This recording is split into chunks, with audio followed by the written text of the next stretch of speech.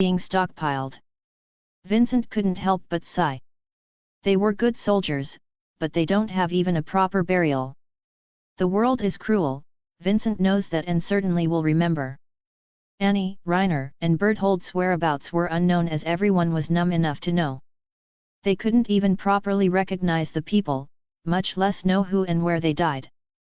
But, Marco knows that Annie is alive. He didn't tell that to anybody, and just watched Vincent from far away. Marco. I'm joining the Survey Corps. Jean said that towards Marco, as Marco looked at him in surprise. I thought you're joining the military police. Yeah, I thought so, but, when I see the people I know get eaten by titans, I just can't take it and live freely in the inner walls. That's right. Aaron was right. I am coward, Jean said that and clenched his fist. He got up and walked towards Connie, and said. I am joining the Survey Corps. Marco watched as Jean said to Connie his conviction. He couldn't help but smile a little at this sight. But then on his sight, he saw Vincent walking far away. He got up and walked towards him.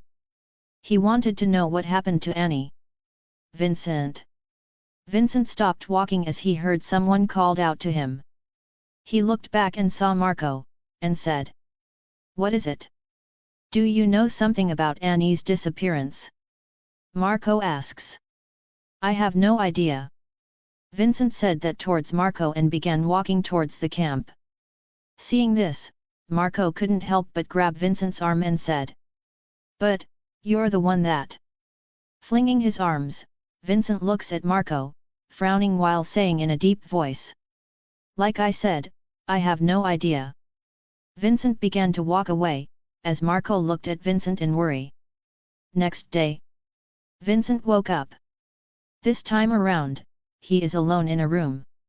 He wanted to sort out his feelings and the information he got from Annie. Titan shifters, and founding Titan. Vincent heard from Annie that their mission is to get or capture the bearer of the founding Titan. Vincent just laid down. He was exhausted through and through. He wants to have some rest, or the next day, he might not have the time to rest anymore.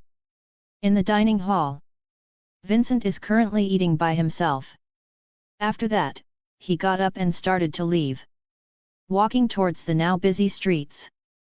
Vincent can see the damage, but people from the Trost started to repair it. Vincent looked to the side and saw and heard news being spread around. It's amazing. A Titan on our side has appeared. Everyone from the sides began to talk to each other as they heard that. That person then began to passionately say his opinions. Maybe we can even take back Wall Maria. You could even say he's our savior. Vincent stops and looks at everyone. He can see they're hopeful, scared, and even a little bit of fanaticism on their faces. People will cling from the strong. Titans or not, if it didn't endanger their lives, they could even worship devils. Vincent then began to walk towards the familiar road. He stops in the front of the chapel and knocks. Knock. The door opened as a middle-aged woman appeared. Vincent, you're here. Vincent smiled at the sight of this woman. He could even see a trace of the resemblance of Grandpa Neil from her. Smiling and said. Sister Marie, how are the kids? Sister Marie smiled and said. They're fine. A little bit scared, but, how are you? You face Titans. I'm fine, Vincent smiled as he saw the concerned face of Sister Marie. He then continued smiling and said. Can I come in? You can, you can. You can come in every time. But, the chapel may have been a little space because people from other places, living here for their house, get destroyed by the Titans. Vincent walked in and played with the kids. Walking out the chapel, Vincent's smiling face began to turn cold. I promise, I will end this.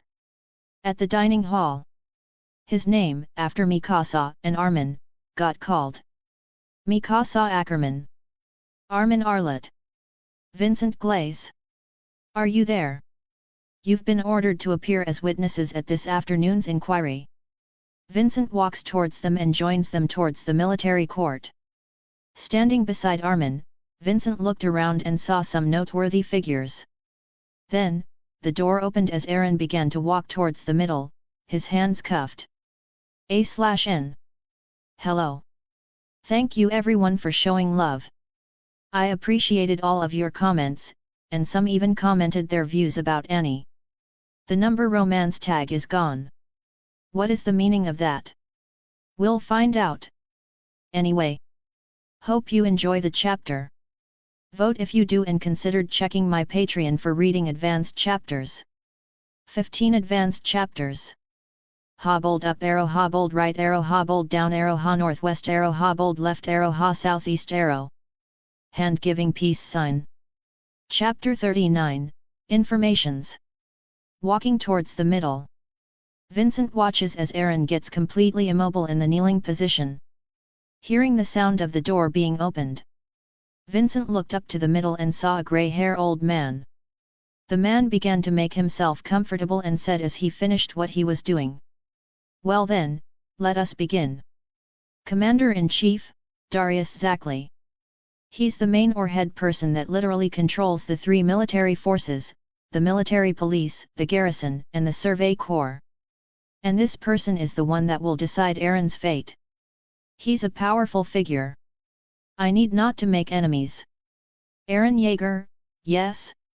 You are a soldier, sworn to sacrifice your life for the public good. Is that correct? Questioned Darius Zackley, as Aaron muttered, yes, sir. Then, Darius Zackley began to speak. This is an exceptional situation. This tribunal will be held under military, not civilian, law.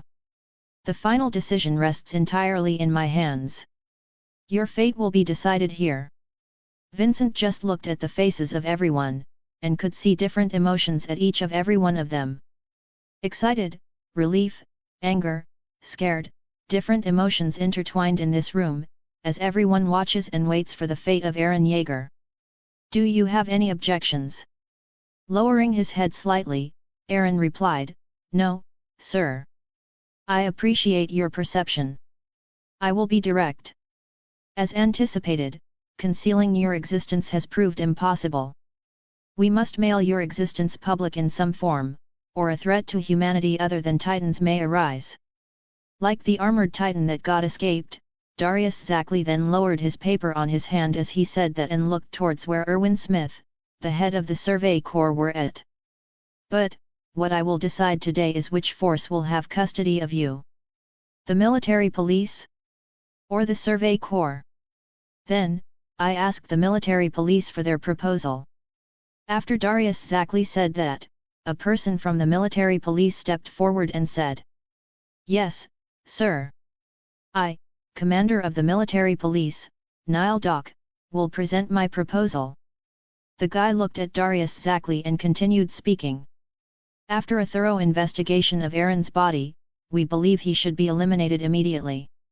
Nile looked at Aaron in the middle and said, it's certainly true that his Titan power overcame our previous peril. However, now his existence threatens to spark a civil war. So we ask him to die for humanity's sake, leaving behind all the information he can. This guy called Nile. He is pretty straightforward on his proposal. Vincent looked to his side, and saw the blonde-haired guy, Erwin Smith, and thought, if this guy didn't give a proposal worthy of risk, Aaron might die here. Then, one of the guys with Nile began to speak. Looking at the guy with a black robe and different symbols on the walls, hanging on his neck like a necklace, he started speaking about the walls, gods, etc. Order, please. Darius Zackley spoke, bringing a stop to the guy's endless talking. We'll hear the Survey Corps' proposal next. Yes, sir. I, 13th Commander of the Survey Corps, Erwin Smith, will present my proposal. Erwin looks at Aaron in the middle and continues speaking.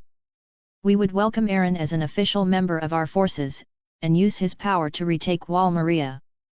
That is all. Vincent looks towards Erwin Smith in a new light. Straight to the point. Since there's no need to prove Aaron's usefulness since he had done it and retake Trost successfully with his power. That's all? Darius Zackley asks. As Erwin responded with, yes, sir. With his power, we can retake Wall Maria.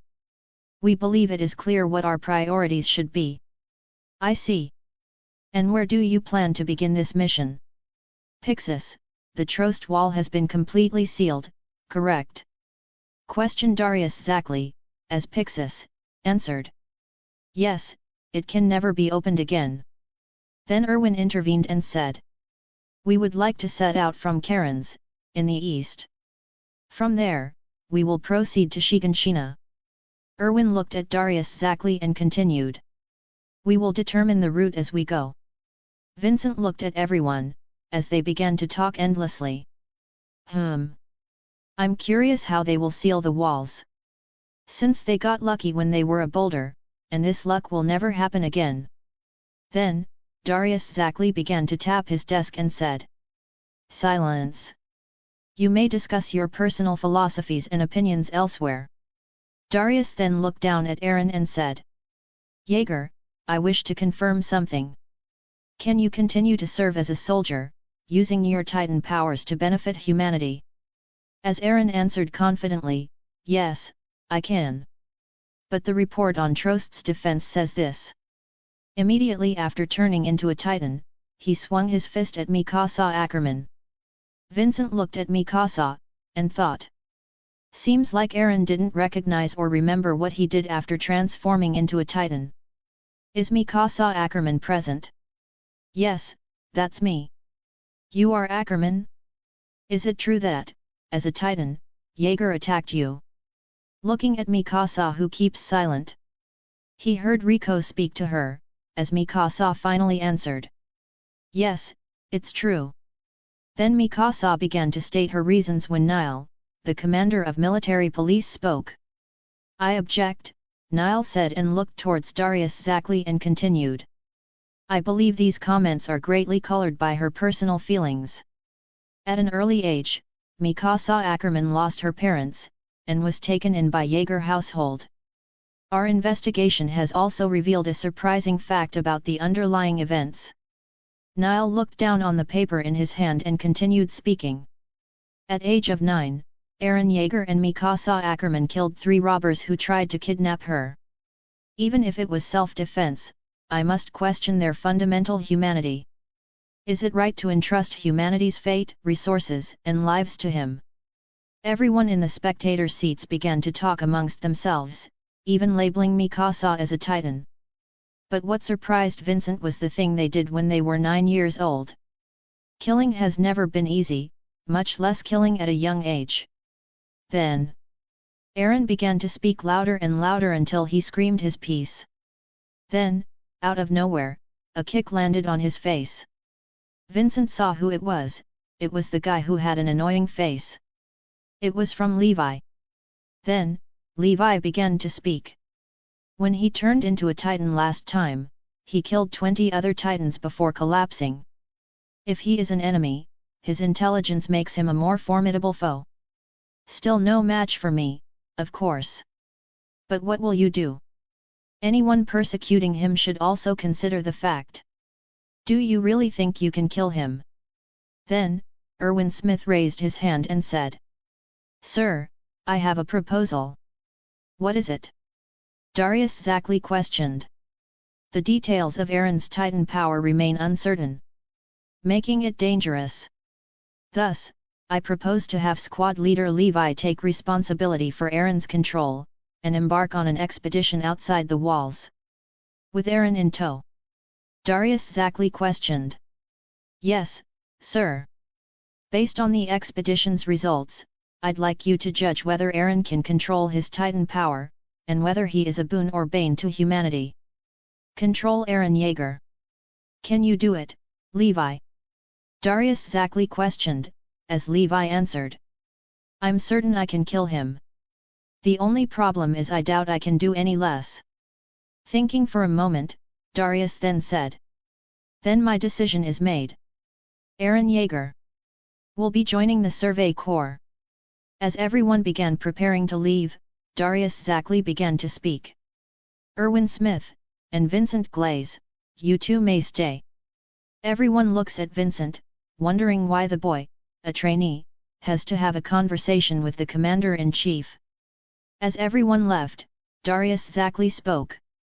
Glaze, did you encounter the armored titan and know who it is? Yes, sir. Darius Zackley nodded and looked at Erwin and said. Listen closely. They might intervene with you guys on retaking Wall Maria. Then. Glaze, begin speaking what you know. A/N. I know what you guys feared.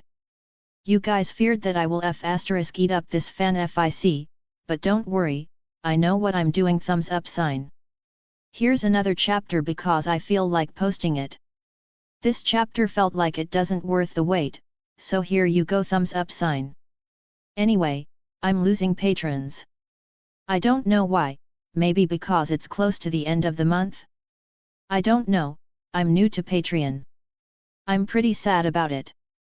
But hopefully, some of you can become my patrons in December. Ha ha ha, shameless advertisement.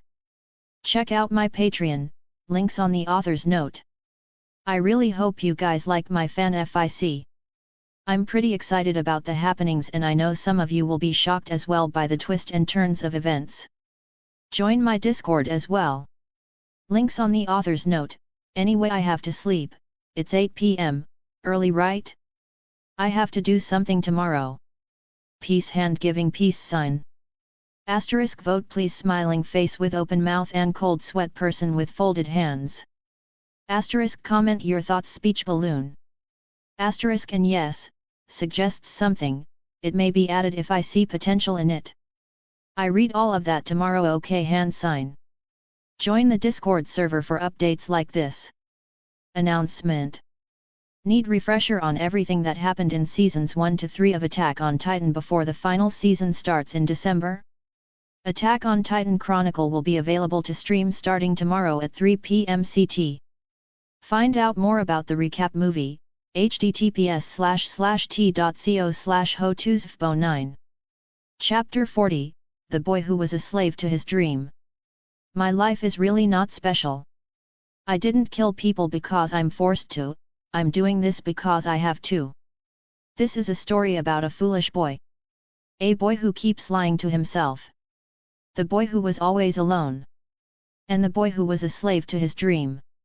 In a small house. A certain boy, who had a pure smile on his face, was currently talking to his drunk mother.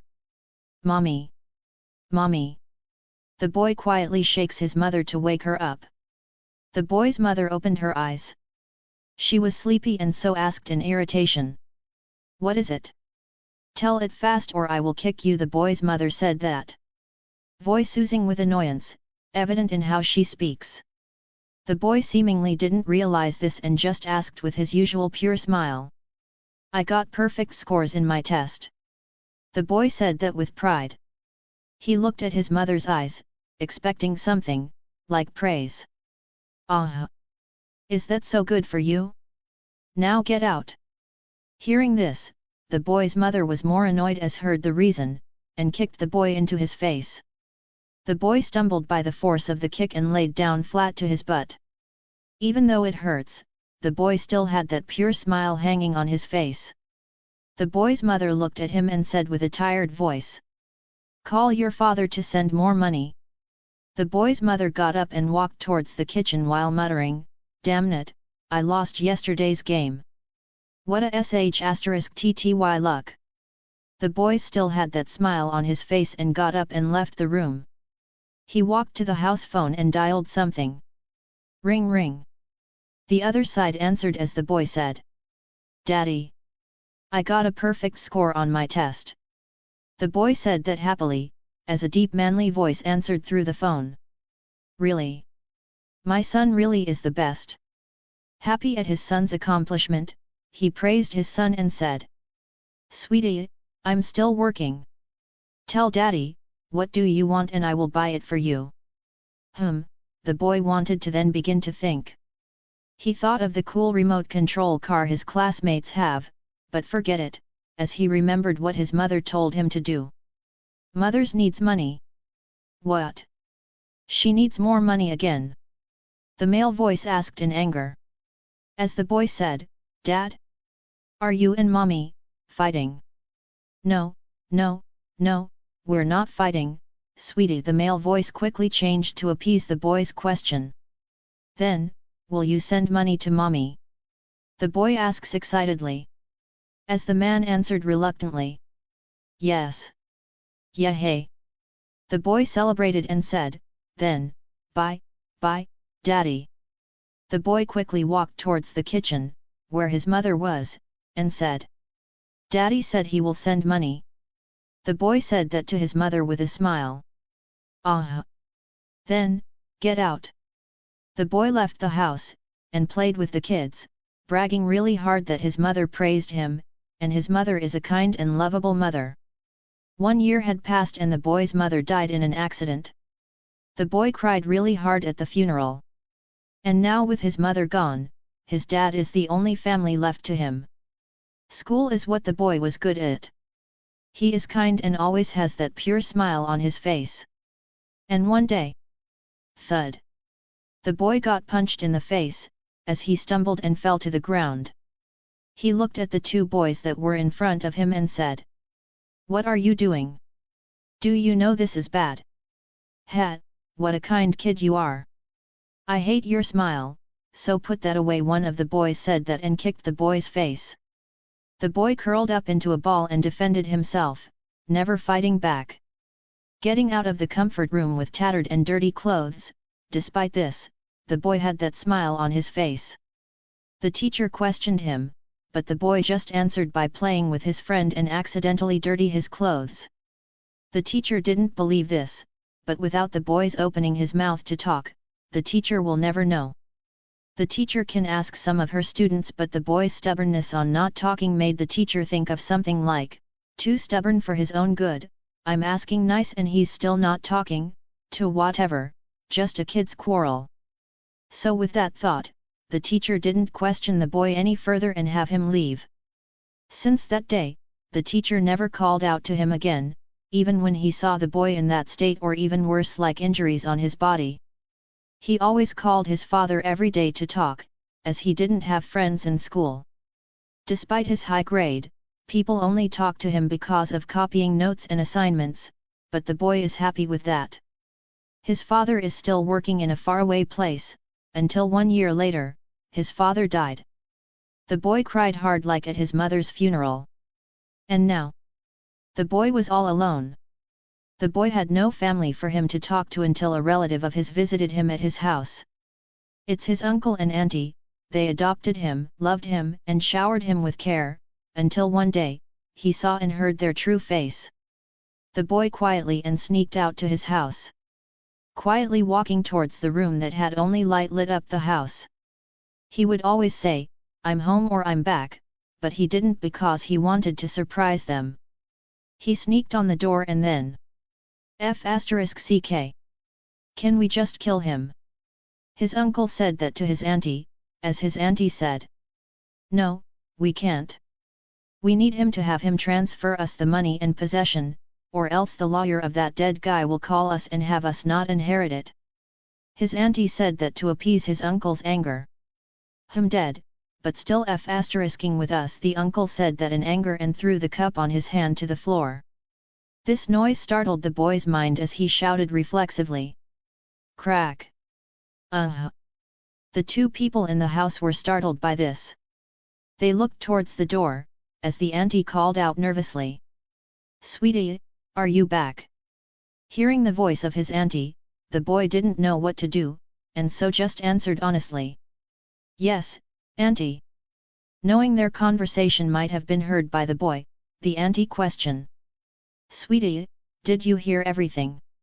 Yes. The boy answered honestly. Hearing this, the auntie's face became pale. But the uncle didn't panic and just said angrily. F***ck this. I'm going to kill you. The uncle then picks up the boy and throws the boy inside the kitchen. The boy got violently thrown, as the aunt screamed and said. What are you doing? *T. Since he now knows, let's just kill him and deal with the rest later. Or we might go to jail if the lawyer finds out about it. The boy looked towards the quarreling two people. The two people he thought were his family. They love him, care for him. He felt genuinely close to them, but looking at the situation, everything is fake. Suddenly, the boy felt something rise upon his chest. It is feeling, a new feeling, and it is anger. The boy found a new feeling and used it. The boy in his anger grabs a knife and plunges it to his uncle's heart, killing him. The auntie screams in pain and runs out of the house. This commotion was loud, so their neighbors visited their house and found his uncle's dead body. A cop arrived and asked the boy why he had done it. The boy told everything he heard. Then, the lawyer arrived. His auntie got arrested in the end, by the lawyer doing and finding all the evidence he could get. The boy walked out fine. And once again, the boy was all alone. The boy grew up, but this time, he fought back. Bullying hadn't happened since the day he fought back. His smiling face was replaced by an expressionless face. And, one day, while surfing the internet, the boy found out that he's not all alone. Someone experienced what he had experienced, or even worse than him. The boy then goes towards a place, an orphanage. A place of children who had no family left. They are all alone, and so he thought. As he walked towards them, he saw their smile, happy, and content smile. Seeing this, the boy thought, I want to be like them. The boy then began to delve deeper into this topic of orphanages. Hearing and reading some of the kids' experiences. Kids got sold everywhere, kids got raped everywhere, and kids got killed everywhere. The boy didn't finish studying and left to do something he wanted to do. And that is, seeing the kids smile, but that's just an excuse. Why was he doing this? Is it to reminisce about his childhood? Is it to just cure himself? And stop people from having the same experience as him? He doesn't know, or he forgot as days go by. But there's something he will never forget. And that is about a foolish boy who had a dream. A dream of seeing the kids keep smiling. So that's why he will never stop and will do everything he can to make it happen. A/N, what do guys think? First time writing a tragic backstory. It's hard and easy at the same time, since I read something similar to the backstory I wrote. Anyway, hope you enjoy it and see you guys in the next chapter. Chapter 41, Joining. Leaving the military court hall, after telling all he knew, and of course he didn't tell about what Annie and that thing Annie had said to him. The next morning, pretty much holing inside his room, never leaving if it is not important. Vincent pretty much didn't talk to any of his friends, or he avoided them. Now he knew all the key stories in the Titans and such, he pretty much lost the will in fighting normal Titans. No, he didn't think it was necessary anymore. He did this and no one suspected anything but only his friends. People think that Vincent is in trauma, of fighting Titans, and so holed up in his room. People will think of that and so leave him and have him recuperate his trauma. Until the day they gathered to pick their department they were to join in. Night time. At the back of all trainees present, Vincent looked to the front, up the stage, and saw the commander of the Survey Corps, Erwin Smith, who began to speak as he saw all the trainees are all present. I'm Erwin Smith, the commander of the Survey Corps. Today, you all will decide where you will enlist. And to be blunt, I'm here to recruit soldiers for the Survey Corps. I'm sure the latest Titan attack has made you fear the Titans and recognize the limits of your strength. However, through that battle, mankind has made unprecedented progress in its struggle. The key was Eren Yeager. His willingness to risk his life for mankind signifies his unquestionable allegiance to us. Erwin looked around, at the faces of the trainees, and continued speaking. Furthermore, not only did he allow us to stop the Titans, but he also provided us a way to unveil the Titans' mystery. Erwin turned serious and said, as you can tell, the armored titan was besieged by us at the time the wall was plunged with the boulder by Aaron Yeager. Unfortunately, they escape, but thanks to Vincent Glaze, we all know his and his companion's name." Erwin then stopped as he let everyone talk amongst themselves. "No way? Vincent knows them. Are you serious? How?" He then coughed, that put the stop off discussion, and continued speaking. Back to the Titan's mystery. In the basement of Aaron Jaeger's home, in Shiganshina district, lies the secret of the Titans, unknown even to him. If we can just reach that basement, we might find a clue that will aid us in overthrowing the Titans' century-long rule. The trainees below were shocked by that revelation and couldn't help but murmur. "We're that far ahead. If we figure them out, we could win." Erwin Smith then continued speaking when he saw that the trainees calmed down. "We aim to reach that basement in Shiganshina district. But to that end, the recapture of Wall Maria is crucial.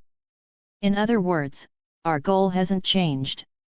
2 people from the Survey Corps step in, and show a piece of the kingdom's map that shows where they will travel." Erwin began to tell them. "But now that Trost district's gate is unusable, we'll have to go around from Karen's district in the east. The military route we spent 4 years to prepare has been rendered useless. During those 4 years, we lost more than 60% of our men. 60% in 4 years. It's an absurd figure." Vincent looked to the left of the stage, when could he see the rest of the Survey Corps, and saw the sadness in their eyes. Vincent sighed and thought. "Erwin Smith, if you can show me some results in this expedition of yours.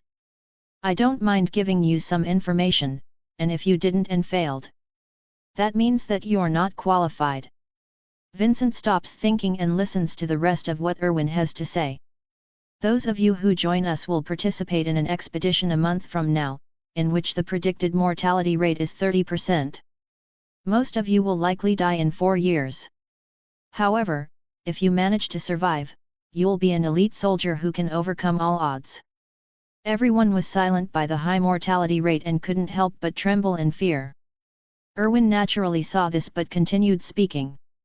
"If you are still willing to endanger your lives with us, remain here.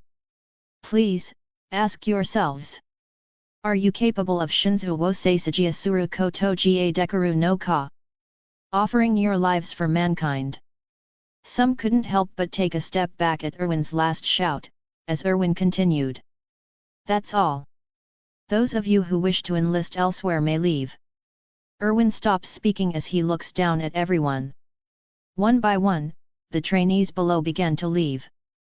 Vincent looked at Erwin, the commander of the Survey Corps, and couldn't help but comment. Such a strong and persuasive leader, but sadly. Vincent began to turn and walk back along with the rest of the trainees who didn't want to join the Survey Corps. "That didn't make my resolve go." Vincent stops and looks back at the people who decided to stay. He can see their back. He wanted to join them, but that will not solve the real problem. "Good luck, everyone." With another step, Vincent continued, never stopping as he walked firmly towards where the military police brigade were at. "Sir." Vincent said that and saluted towards the person in front of him. He wore a military police uniform and Vincent remembered him as the commander of military police. "His name is Niall Dock." "You're Vincent Glaze, number 1 in trainees, right?" "Yes, sir. I'm Vincent Glaze." Niall Dock nodded as he looked at the paper in front of him. The longer he read the information about Vincent, the more amazed he was. He killed Titans numerous times. Didn't know the exact numbers, but it estimated that Vincent Glaze at least kills. What? 20 Titans? Niall, the commander of military police, looked towards the youth in front of him and couldn't help but broke into a smile. "Vincent Glaze, the military police welcomes you. I hope you fulfill your duty as a soldier who is responsible for protecting the king and the order of civilians." "Yes, sir." Back at Erwin. "We don't want to die." Erwin Smith closed his eyes and smiled as he said. "I see. I like your expressions. Now then, I accept all of you that remain as new Survey Corps soldiers. This will be the true salute. With a salute, Erwin said. Shinzu wo Seisajia. Sir. Everyone responded, looking and terrified at their future in the Survey Corps. For the rest of the months, the rest of the Survey Corps teach the new ones the strategy and route towards the Shiganshina district. As the expedition starts, they get intercepted by the armored titans, and get into a fight, losing almost 40% of the Survey Corps. That all happened, as a youth in the military police began doing his plans. A/N. Hello. I'm back. Vincent joined the military police, what do you think? One more week. Holy sh*T. I'm so hype about the final season. Anyway. Keep voting, and if you want to read more, go to my Patreon page. Check out my Patreon. Link https://www.patreon/can you make it clear. Patreon deals. $15 Emer Fritz Patreon tier. 20 advanced chapters. Many more. $10 Royal Family Patreon tier. 15 advanced chapters. Many more. $5 Titan Shifter/S Patreon tier. 10 advanced chapters. Many more. $3 Noble/S Patreon tier. 5 advanced chapters. Many more. Discord server. https://discord.gg/ftmcfa2. Chapter 42, Inside the Wall Sina. Vincent at the deck of the ship. He looked outside and saw the Wall Maria being smaller and smaller in his view. His destination is now Wall Sina, where he will start his plan. He registered to the military police brigade because of this, and so he will accomplish it, in a way he will not regret everything. Walking inside the ship, Vincent remembered the look of his fellow 104th trainees when they found out he joined the military police. Betrayed, relief, resentment, and even saw Jean looking down at his palm, trembling in anger. He knew why they joined the Survey Corps. Is it because of Aaron and him, joining besides them? Vincent didn't have the choice but to do this. Annie told him that Aaron might be the founding titan, but there's a possibility of one titan that has been missing since the last owner dying unexpectedly and his power not passing accordingly to the ritual of being eaten. And it is the attack titan. Based on their observations, Aaron didn't do or have some ability that has been showcased yet. Attack titan is the weakest among the titan shifters, with their ability being unknown to many. Their mission is to capture the founding titan, and Vincent's mission is to know why the founding titan, despite his/her overwhelming power, can't or didn't stop the titans from breaking the walls. But first, he needed to be in contact with the royal family, the king, King Fritz, the ruler of the kingdom. He wanted to know. With this goal in mind, Vincent left behind all his feelings from the former comrades of him, and faced the new challenges. Being a military police means being close to the king, and this is the best way to start his plan. Vincent's eyes turned cold. He didn't want any walls to be kicked again, and so to prevent that, he needed the founding titans' help, if they didn't want to do it. Vincent will do everything in his power to make them do it. But, there's something bothering him. The founding titan, if Annie said was true, can erase memories. If that was true, this will be the most dangerous mission Vincent will ever take. Vincent opened his room, and took a quick rest. He needed this to relax his mind. Next morning, Vincent woke up. He just took a nap of 4 hours as the ship traveled without any hindrance and made it to the Wall Sina. Getting up and walking towards the deck of the ship, Vincent saw a wall at the distance. This wall is particularly the cleanest wall Vincent had ever seen. Truly, Wall Sina, being the nobles and king's place, has to be clean. Getting down the ship, in his tow is an officer of the military police. He will guide him towards the military police HQ, and there will be where he will live from now on. Unless he got money and decided to buy a house, which is impossible, because of the sky-high prices of houses in Wall Sina compared to Wall Maria. Vincent looks left and right. He could see all the people being dressed neatly as they can. No trash at the roads, and it is cemented and polishes. Vincent clicked his tongue as he saw the difference between living inside the wall scene than living outside of it. People here wore suits and beautiful and colorful dresses, not like it matters to him. The officer besides Vincent, observed his reactions, and when he saw Vincent click his tongue, pride couldn't help but swell in him, and thought, "What a country bumpkin!" Even though the commander told him that Vincent Glaze is a valuable soldier. The officer's pride from living inside the wall scene from many years couldn't be extinguished by mere words alone. He looked at the youth in front of him and said, "Even though you killed many titans, inside the wall scene, orders and hierarchy are what matters. Even your feet is sh*t here if you don't have connections, and you'll be forever a country bumpkin." Listening to the nonsense this police spewing to him, Vincent couldn't be happier. The more dirtier the military police are, the more he can move. Basically, what the police officer meant to him is, "Hey, I'm here. Praise me and I might take you to my wings." Those words are the basics of a villain word, and Vincent is well versed at that. Habits of people from higher class and deemed people like worthless trash. And superior people who didn't do sh*t at their work. People with power are like that. Being drunk with power will consume them and turn them into what we call third-rate villains. But being them is not without merits, as the power hunger they are, the smarter they will be, and do whatever they can to sit on top of many. But this officer in front of him is an idiot, so manipulating him is easy. "Yes, I will forever be indebted to your gratefulness at telling me this, sir."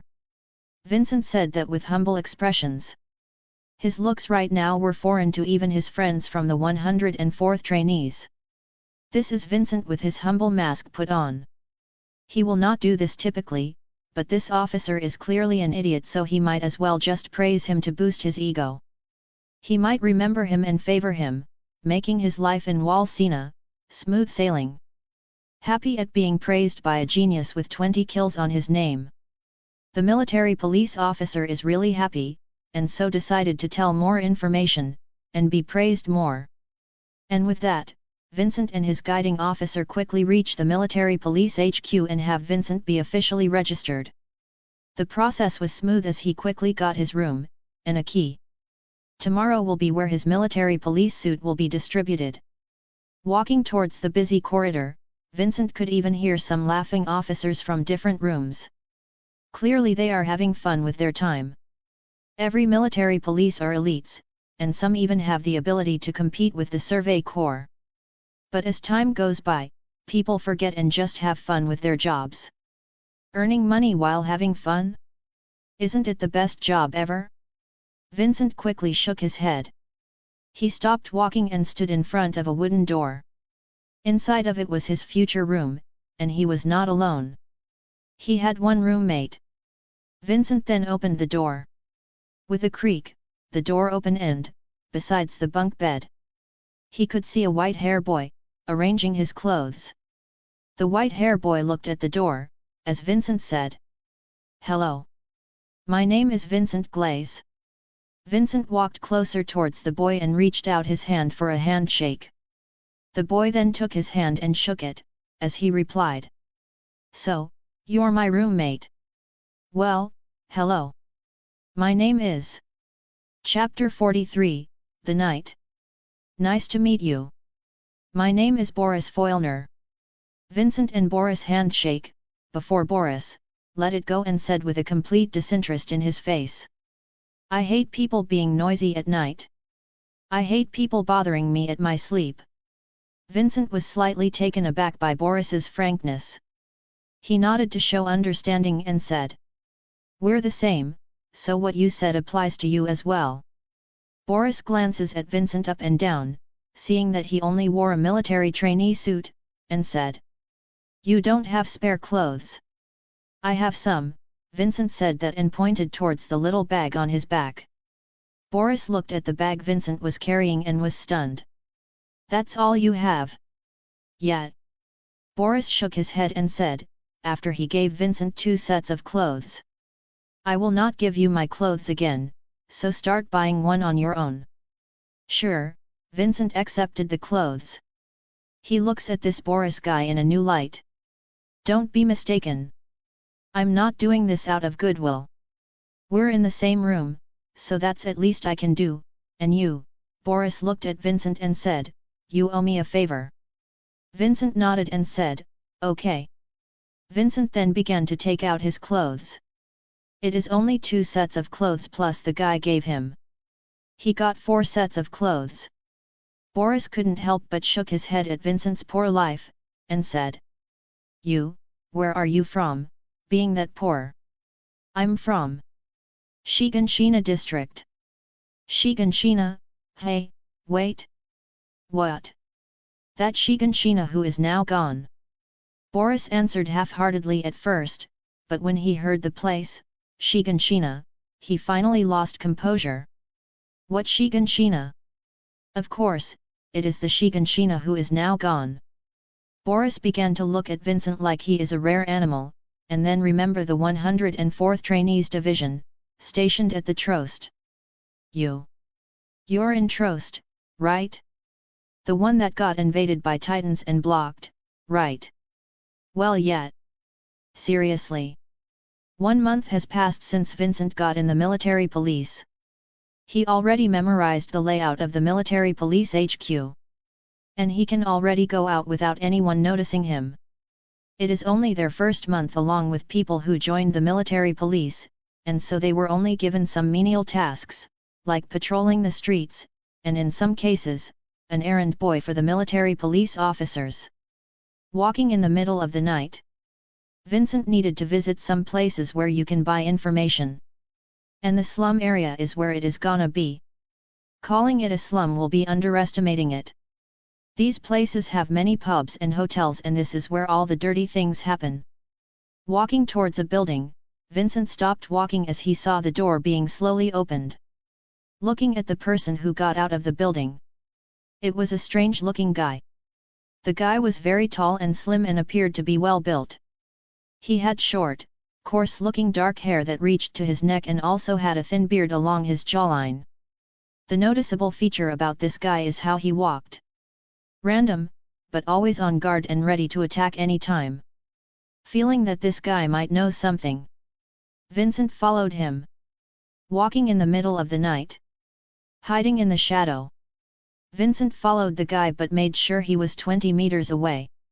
The guy never stopped walking and felt like he was walking in a circle. When Vincent thought of this, he knew that the guy found out about his location. He then began to quietly back off. But then, he saw how the guy looked in his direction and smiled. Vincent's heart turned cold at the sight of this, and began to run. He ran with all his might, but didn't forget to hide his tracks. Walking towards alleyways. Vincent finally began to relax, when, "Yo, you made me run this far." Vincent then heard a voice coming inside the end of the alleyway and thought that the guy reached him. Vincent didn't react to shock about this situation, and already prepared countermeasures. He knew that even though he tried to hide his track, there were people who had the skill to track him. And this guy in front of him is dangerous. Vincent then began to observe his surroundings and planned on escape. "Oi! Answer me! Why are you following me, a worthless guy like me?" The guy said that with a pitiful voice. Vincent's mouth twitched and said, "Still tracking me?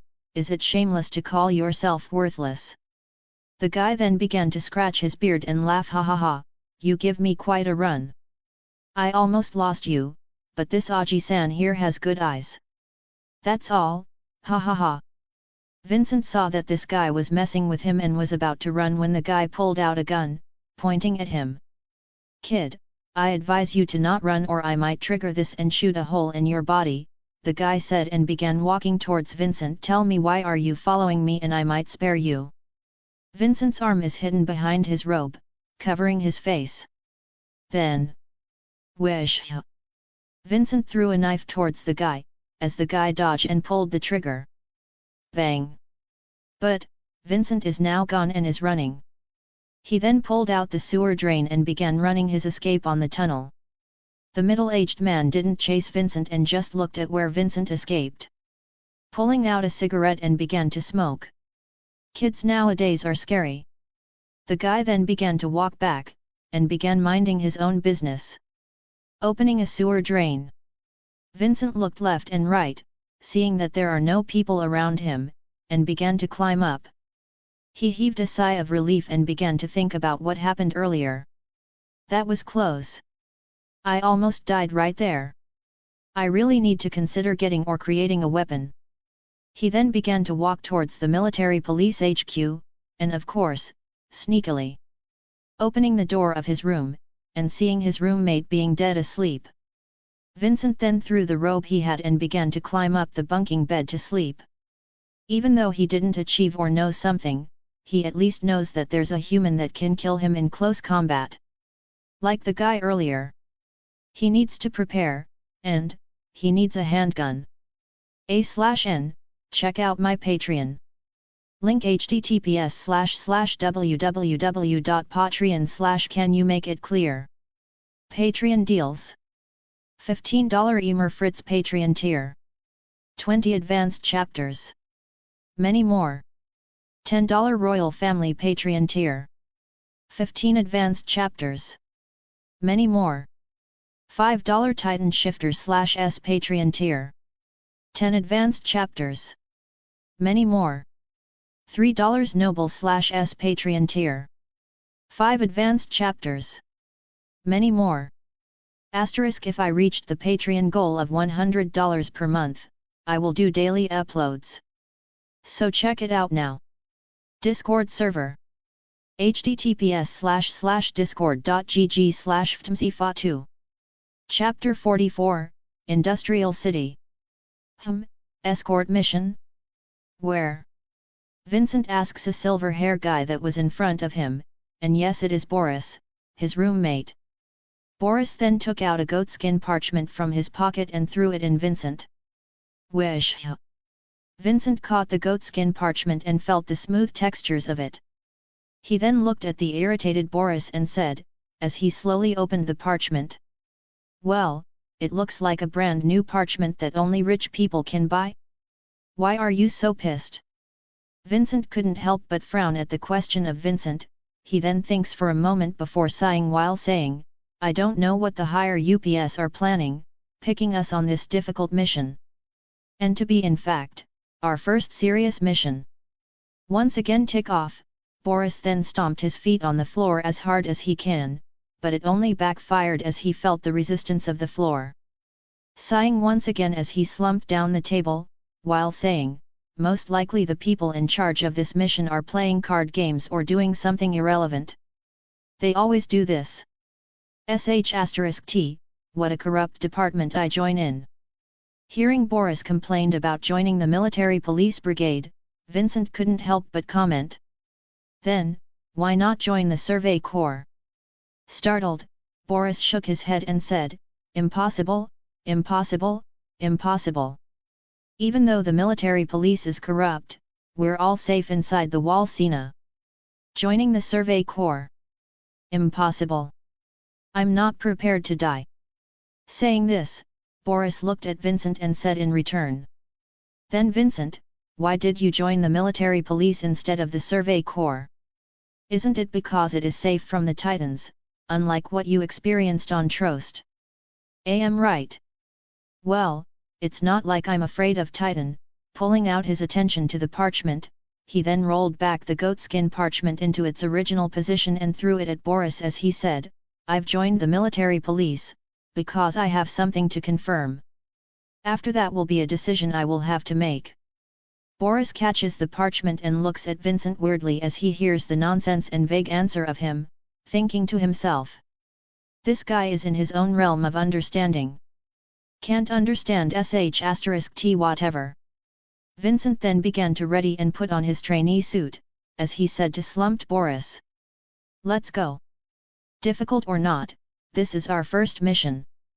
We can't perform too badly or we might be kicked out. Saying that, Vincent couldn't help but be excited at the location of the people they're going to escort to. He might accomplish his initial goal if it went successfully, and of course, he couldn't guarantee success. But a chance is a chance, so he will grab it. Stepping out of the room, Vincent told Boris to report their mission before walking towards where their clients were at. Walking down the hallway, and walking down the stairs, finally, making it to the lobby of Military Police HQ, Vincent spotted some people who clearly were standing out.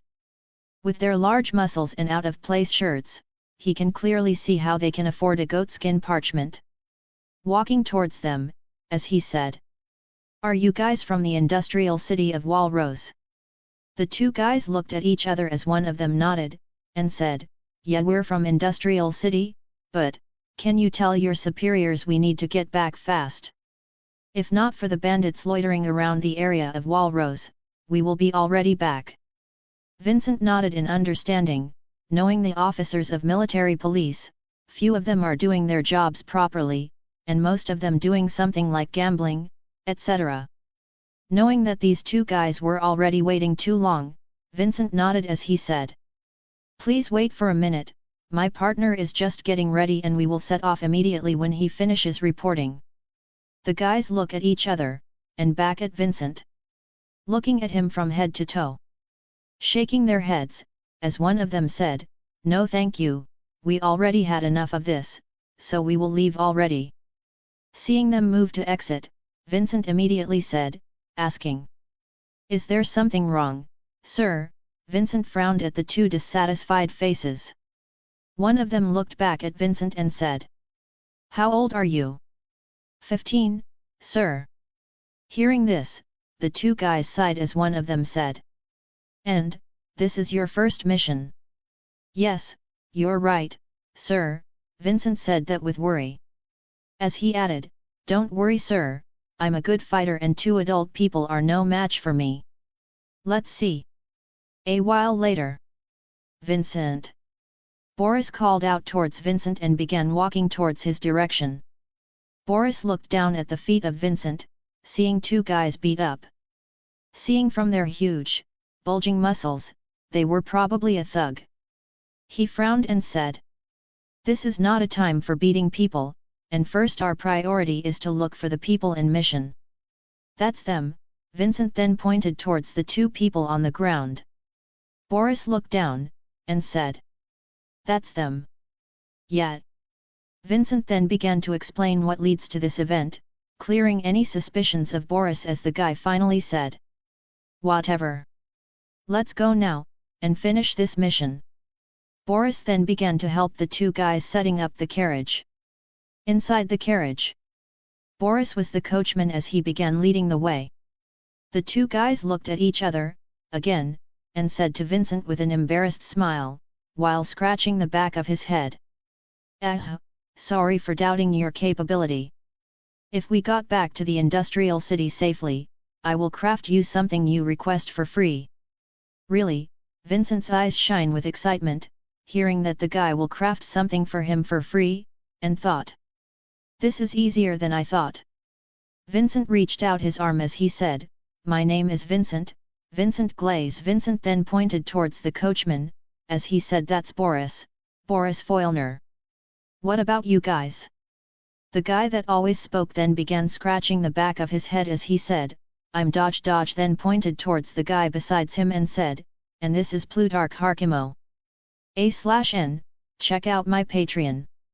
Link https://www.patreon/ Can you make it clear? Patreon deals. $15 Emer Fritz Patreon tier. 20 advanced chapters. Many more. $10 Royal Family Patreon tier. 15 advanced chapters. Many more. $5 Titan Shifter/S Patreon tier. 10 advanced chapters. Many more. $3 Noble/S Patreon tier. 5 advanced chapters. Many more. Asterisk if I reached the Patreon goal of $100 per month, I will do daily uploads. So check it out now. Asterisk 2 days left. Discord server. https://discord.gg/ftmcfa2. Chapter 45, Harkiman Workshop. Plutarch Harkimo. Vincent looks at the Plutarch guy, up and down. Are you perhaps the Harkimo heir? Dodge was surprised, hearing that Vincent knew the Harkimo family, and asked, "Oh, why do you know the Harkimo family? Who wouldn't know the family who produced the ODM gear, purpose in slaying titans?" Vincent answered as a matter of fact. You're right, Dodge nodded repeatedly as he boasted, who wouldn't know the glory of Harkimo family? Nodding again, Dodge then looked at the Plutarch guy for permission, as the guy then looked at Vincent seriously as reach out his arm and said, "Hello, well you know my name, but let me introduce myself again.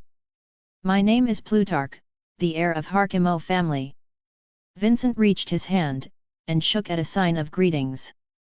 He then began scrutinizing the guy, and said, "I didn't know I would meet people from the Harkimo family this soon." Hearing Vincent, Plutarch looked at him and said, "You mean? I will visit the industrial city this year if I have free time, but who would think that a mission comes and it is towards industrial city, and to be exact, from the Harkiman family?" Vincent said that and smiled lightly while thinking to himself, who would really think? It comes when I need them the most. Vincent needed to have a personal firearm, or to be exact, a handgun, a pistol. The gun in this world is only designed in a rifle, long and not easy to hide, and a handgun that's only fired 5 times. He needed a weapon when he encountered the guy that night. He almost died in that confrontation, and basically made him think for a counter. Guns are the most deadly weapon. And if you have a gun that you can hide and have many bullets that can load, it will be even more deadlier. Vincent needed to earn the trust of these two, and so he can request, and hide the information of a particular handgun that he will ask them to make for leaking out. It is the best way he can think of. He knew the parts and functions of a pistol. He knew the best and easy pistol he could think of. At first, he thought that Titans will be only his enemy and he needed not to have a pistol or any weapon from his modern world getting made, like he could think of any, besides a pistol or possibly a sniper. But now that it comes all down to this, plus knowing the truth, he needs to have a talk towards that King Fritz. And if Aaron is really the founding Titan, he already assigned a guard or protector for him. At least it can make Aaron last a little longer, till he finishes his task here, inside the wall Cena. Knowing all of this, Vincent then began to talk friendly towards the two, quickly making the two have a good impression of him, even though he beat them up before. The carriage passed smoothly and arrived at the industrial city. The carriage passed the gate full of guards in the lookout. Man-made walls towering with guards, etc. This place is well guarded that even the fiercest bandits will have to consider losing his life just to breach the first defense. They pass through safely, because of their identity and the person that is with them. The heir of the Harkiman family. Walking out of the carriage, Vincent saw a large, towering factory. Smoke comes out from the mouth of it, black smoke that pushes up the sky. It was the most modern Vincent saw in this world. With them arriving here safely, basically, their first mission is done. Here, Vincent said that and passed Boris a pouch with money. Catching it, and looking inside, Boris couldn't help but clicked his tongue, and said, "A tip this large? It is almost as large as our monthly payment in military police. I wonder how much that client paid to make a request to military police, and we would only get a small amount of it." Boris said that and gave the half to Vincent, and of course, Vincent knew the amount and he will know if he got cheated by Boris or not. "Don't complain too much. We will have to report back to the military police HQ within 3 days. So for now, we have free time to enjoy it." Vincent said that and took the half, as he looked at it, and thought, well he didn't cheat me. Vincent then began to walk as he waved towards Boris and said, "We will meet at the steel inn we passed before coming here. But for now, just enjoy yourself." Vincent then began to walk towards different places, asking some locals where he could find the best foreman, and without a doubt, they all said the same thing, and it is the Harkaiman workshop. Walking towards the place the local pointed at, Vincent could see a large shop. From far away, Vincent could hear the hammering of metal, and the sound of steels getting hit. Walking closely towards the shop, Vincent could see at the top of the door Harkaiman workshop. Walking inside and finding himself in a place with many weapons on display. From an ordinary knife, to a long fine sword, that only you can see at the display of some rich merchants or large houses. The Harkaiman workshop is the pinnacle of humans forging in this world. The creator of ODM gear, is considered the most talented person from the Harkaiman family. Making their names known throughout the kingdom, because of that single craft of them. Walking inside, Vincent looked around for a moment and saw a familiar face. He walked towards the guy, and said, "Yo." Looking back, the guy faced Vincent and said, "Why are you here?" The one that said that is the heir of the Harkaiman family, Plutarch Harkaiman. "Like I said before, I will visit the infamous shop of yours sooner or later. And so? This is it," Vincent said with a smile. A/N. Check out my Patreon. Link https://www.patreon/Can You Make It Clear? Patreon deals. $15 Emer Fritz Patreon tier. 20 advanced chapters. Many more. $10 Royal Family Patreon tier. 15 advanced chapters. Many more. $5 Titan Shifter/S Patreon tier. 10 advanced chapters. Many more. $3 Noble/S Patreon tier. 5 advanced chapters. Many more. Chapter 46, Blueprint. What do you need? Plutarch said that with a serious face. Vincent then began to contemplate on what he would say next. Thinking for a moment. This Plutarch fellow looks like a serious kind of guy, so I need to be direct to the point and not beat around the bush to not upset him or leave a bad impression of me. I need you to make me something, Vincent said with a serious expression, matching the seriousness of his voice. Intrigue on what this young military police kid wants for him to make, Plutarch then begins to contemplate as he looks at the eyes of Vincent, and sees that he is deadly serious, and thought. This kid escorted us back to this place safely, and he even was polite when talking to us. I guess hearing his request is not a big deal of a loss. Making up his mind to help this kid, even though he couldn't beat him in fighting, at least he could show off his amazing crafting skills. Okay, tell me. What do you want for me, the great Plutarch Harkimo, to make, you lad? Even though he agreed, he had to put on airs to compensate for the loss of face he had a while ago. Vincent's eyes lit up when he heard Plutarch agree. Looking around the crowded shop, Vincent then looks at Plutarch and signs him in the eyes. Looking at Vincent who's making some sign in his eyes, Plutarch began to think. Is this serious that he needed to talk in a quiet place? Follow me. Plutarch said that and began walking towards the back door of the shop. Seeing Plutarch leading a young man towards the back door, the guard didn't stop them as Plutarch literally will own this place in the future, and stopping him basically means stopping the owner of the shop. They don't want to get fired. Vincent then began to follow Plutarch on the back door, as the noises began to fade in the background. They stop at a room, as Vincent saw Plutarch enter, and so he follows. Entering the room, Vincent saw a huge furnace and many different types of forging materials and equipment. Looking around and finding many swords, and axes hanging around the corners of the room. Plutarch didn't stop walking and so did he, and just followed him to a door. Entering it, and seeing a desk and a long chair. Plutarch sat down, as he looked at Vincent, signaling him to sit down, and said, "This is my place, and so no one will hear what we're gonna say next. State your request." Nodding, Vincent searched for something in his military police jacket. It is a piece of rolled paper. Vincent then began to unroll it and spread the content of it, into the desk of Plutarch. "This is my request. I just need you to make this." Spreading the paper on the desk, Vincent said that as Plutarch looked at the paper, to be exact a blueprint of something. Picking it up, and looking at it, closely.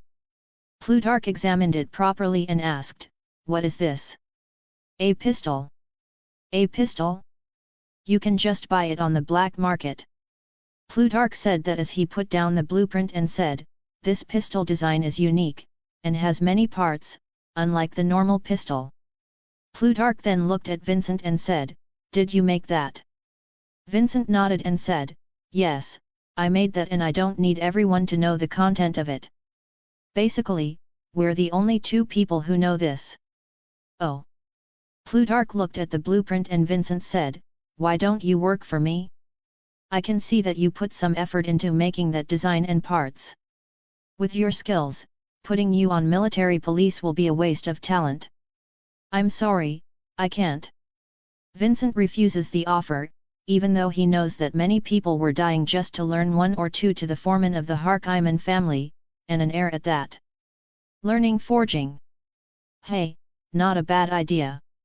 If not for the Titans invading, I will be learning forging and inventing stuff. Sighing for a moment, Vincent remembers the kids back at the Shiganshina district. And if they are alive right now, they will be most likely 8 or 7. Oh! Plutarch seeing the grief in Vincent's eyes, Plutarch then looked at the blueprint and said, "Okay, I accept the request. But, I will have the full ownership of this blueprint. No free lunch in this world, hey." Hearing the demanding request of Plutarch, Vincent thinks for a moment as he agrees. "Okay, I agree, but you need to make special bullets. As many as you can, and yes, you will also have the ownership of that kind of bullet." Vincent then gives another blueprint with the modern bullet on it, matching the pistol. "Okay." Plutarch was surprised again, as he looked at the bullet's blueprint. "And lastly, don't sell it for about a year from now on. With you agreeing on this, you will have full control over what you will do with that, next year." Vincent added as he didn't want his enemy to have his technology. He will not give away his own advantage. It will not even be funny, if he dies in his own creation. Demanding, but okay. "I agree." Plutarch then reached out his hand and said, "To the great cooperation." "To great cooperation." Vincent shakes his hand with Plutarch, signaling they have a deal. The next hour is him and Plutarch discussing the pistol. Getting out of the room, Vincent looks at Plutarch and asks, "What estimation do you have to make 2 pistols and at least 40 bullets?" Plutarch then began to contemplate as he murmured, "If you said a while ago is right, then, and with bullets." Plutarch contemplated for a moment and said, "About 2 to 3 months, I believe." Vincent frowned at the time, and said, "Can you shorten it, for about a month?" "I can do that if I have an assistant," Plutarch said and looked at the frowning Vincent. In a great dilemma, Vincent then heard Plutarch speak. "Dodge, I will make Dodge my assistant. He's a great foreman, and with him, I will probably finish this within a month's time." "Okay, then.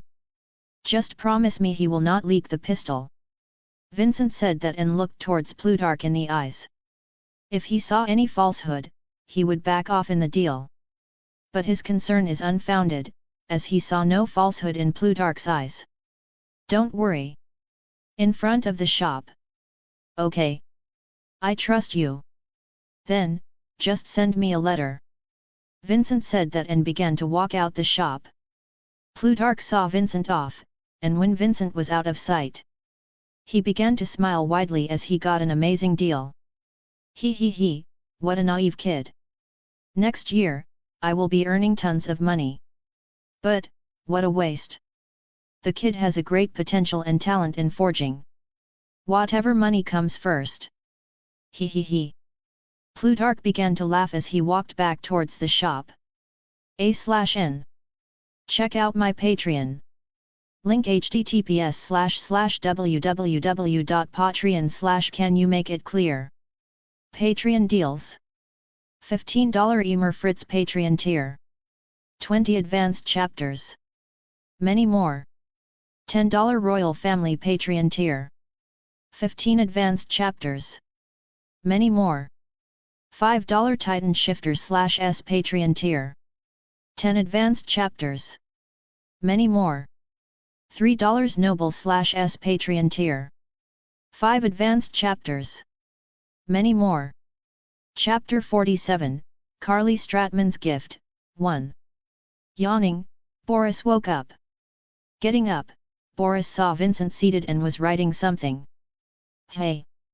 Who is the unlucky person this guy is writing for? Boris was curious as he saw Vincent as a loner type of person. Always disappearing, and sometimes you can see him just working out inside the room. Boris is not a morning person, and so just quickly falls back to sleep. Vincent stops writing and looks towards the fast asleep Boris. He looked down towards the paper and quickly folded it. He then began to hide the quill and ink under the table. Getting up, and walking outside. He needed to send this letter to someone. Finishing and sending the letter, Vincent then began to stretch as he did all his morning routine. Walking towards the military police HQ, Vincent just finished his morning routine and so he was full of sweat. His shirt is soaked in sweat, and you can see his refined muscles clearly. Getting inside the military police HQ, he bumps into someone. Hoo, what do we have here? A sweat-soaked Vincent. It must be my lucky day, said a girl in front of Vincent. She has an oval face, large hazel eyes with rather long eyelashes and thin eyebrows.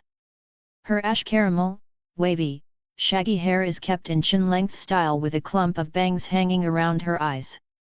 Getting out again, Hitch, Vincent said that, as he looked towards the girl in front of him. Her name is Hitch, Hitch Dries. This girl, from what he could tell, personality-wise, seems to mischievously enjoy teasing and needling her fellow officers. Anyway, she's not a bad person, just a bit lazy. He. Do you wanna join me? Hitch said as he began to walk closely towards Vincent, and show what those muscles of yours are capable of, pointing at the muscles of Vincent, and said teasingly, with a suggestive smile. Then, Hitch back off, as she began to laugh and said, "Haha. It was a joke, a joke." Laughingly, Hitch looked at Vincent and said, or perhaps looking forward to it. "No." Vincent flatly said and began to walk towards his room, as he wanted to take a shower. Ah! No fun at all. But whatever, sooner or later, you will fall for my charm. Hitch said that and began walking outside. Vincent looked at the back of Hitch, and couldn't help but shake his head, and thought, what a carefree girl. Vincent then continued walking towards his room.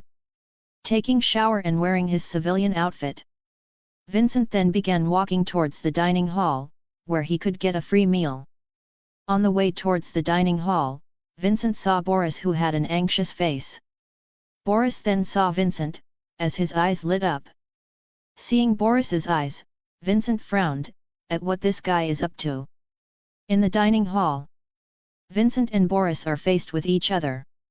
Looking at the anxious face of Boris, Vincent shook his head. Spit it out. What do you want? Vincent said that as he then began eating his meal. At his side is Boris, looking at him with an anxious and pleading face. I heard that you finished yours quickly, and so I have a favor to ask you.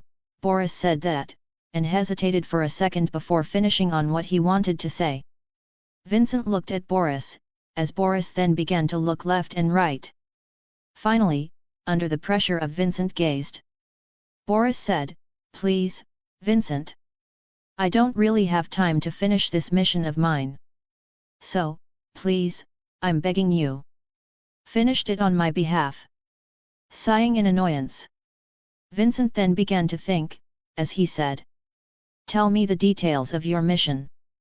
Boris then takes out his mission paper and passes it towards Vincent. Vincent then took the paper, as he began to quickly examine it.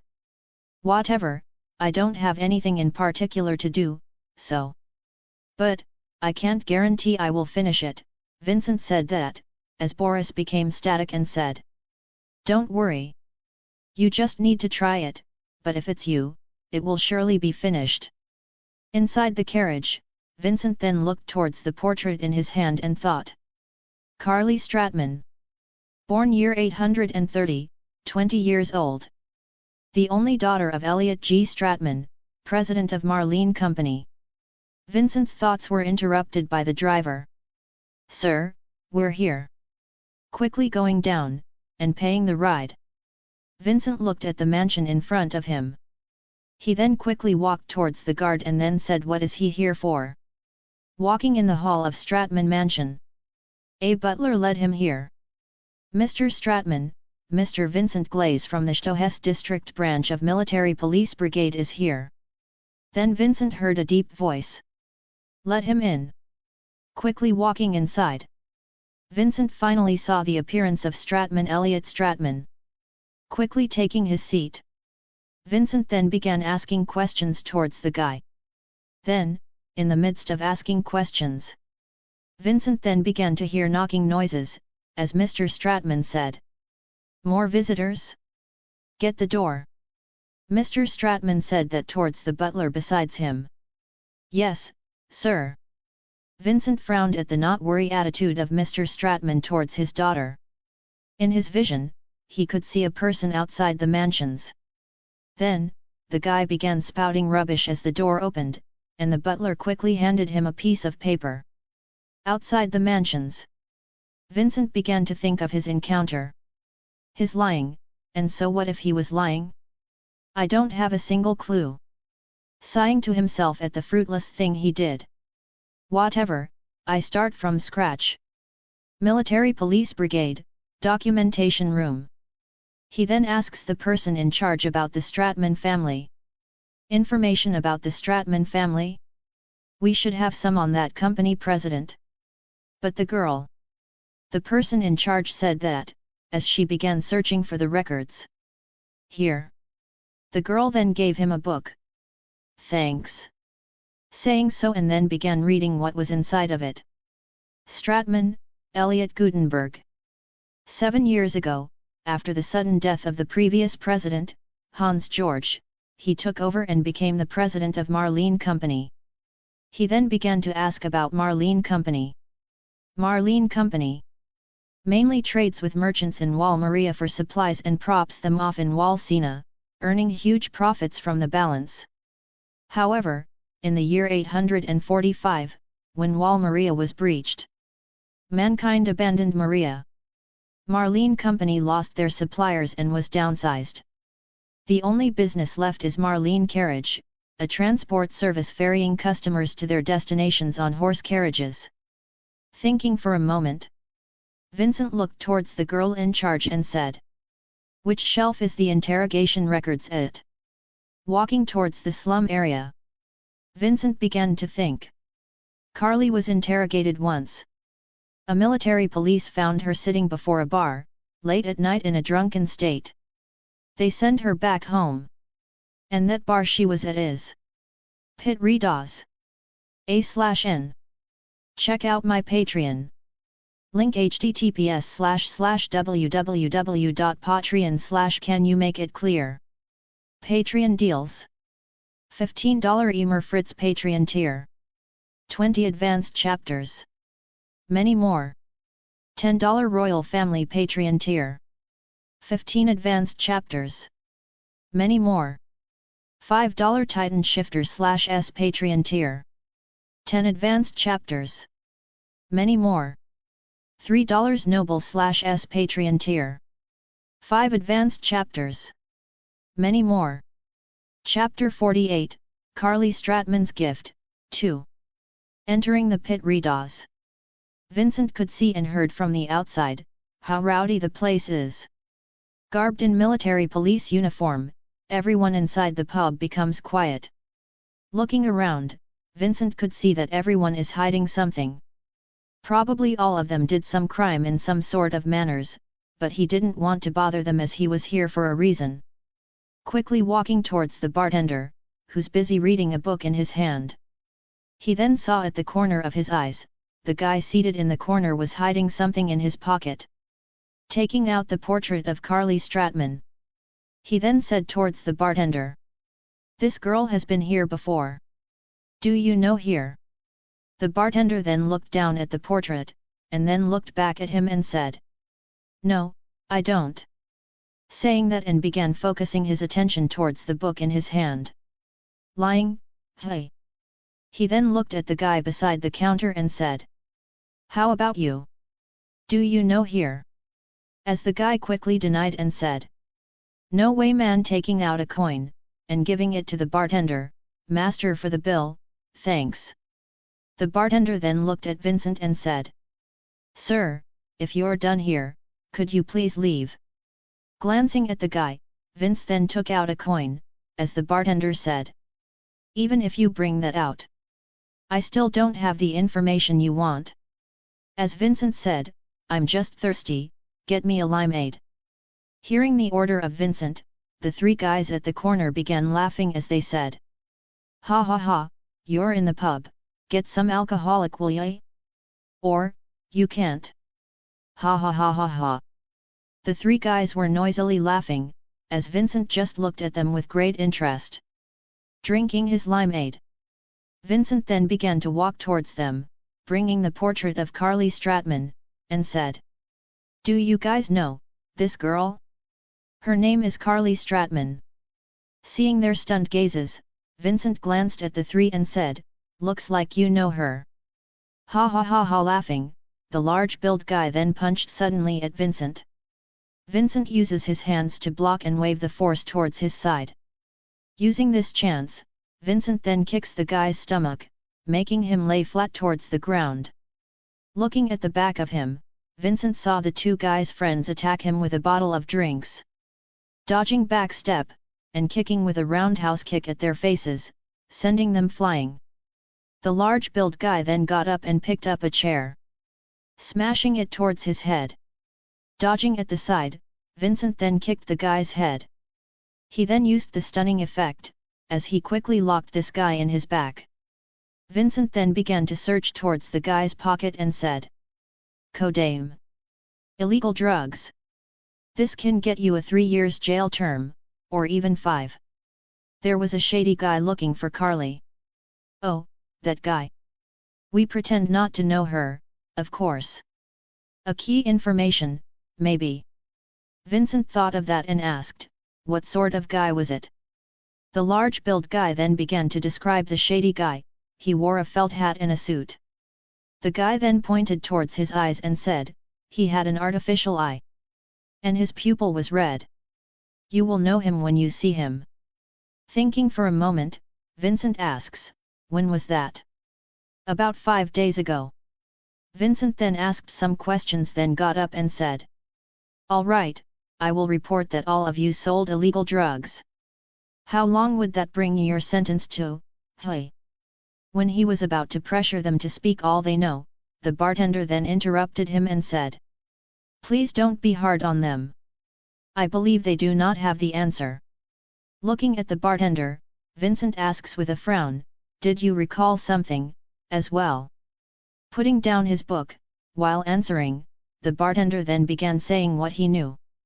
"Besides, I have no idea what Carly is involved in either. But I think his boyfriend might know something. She could even be with him right now."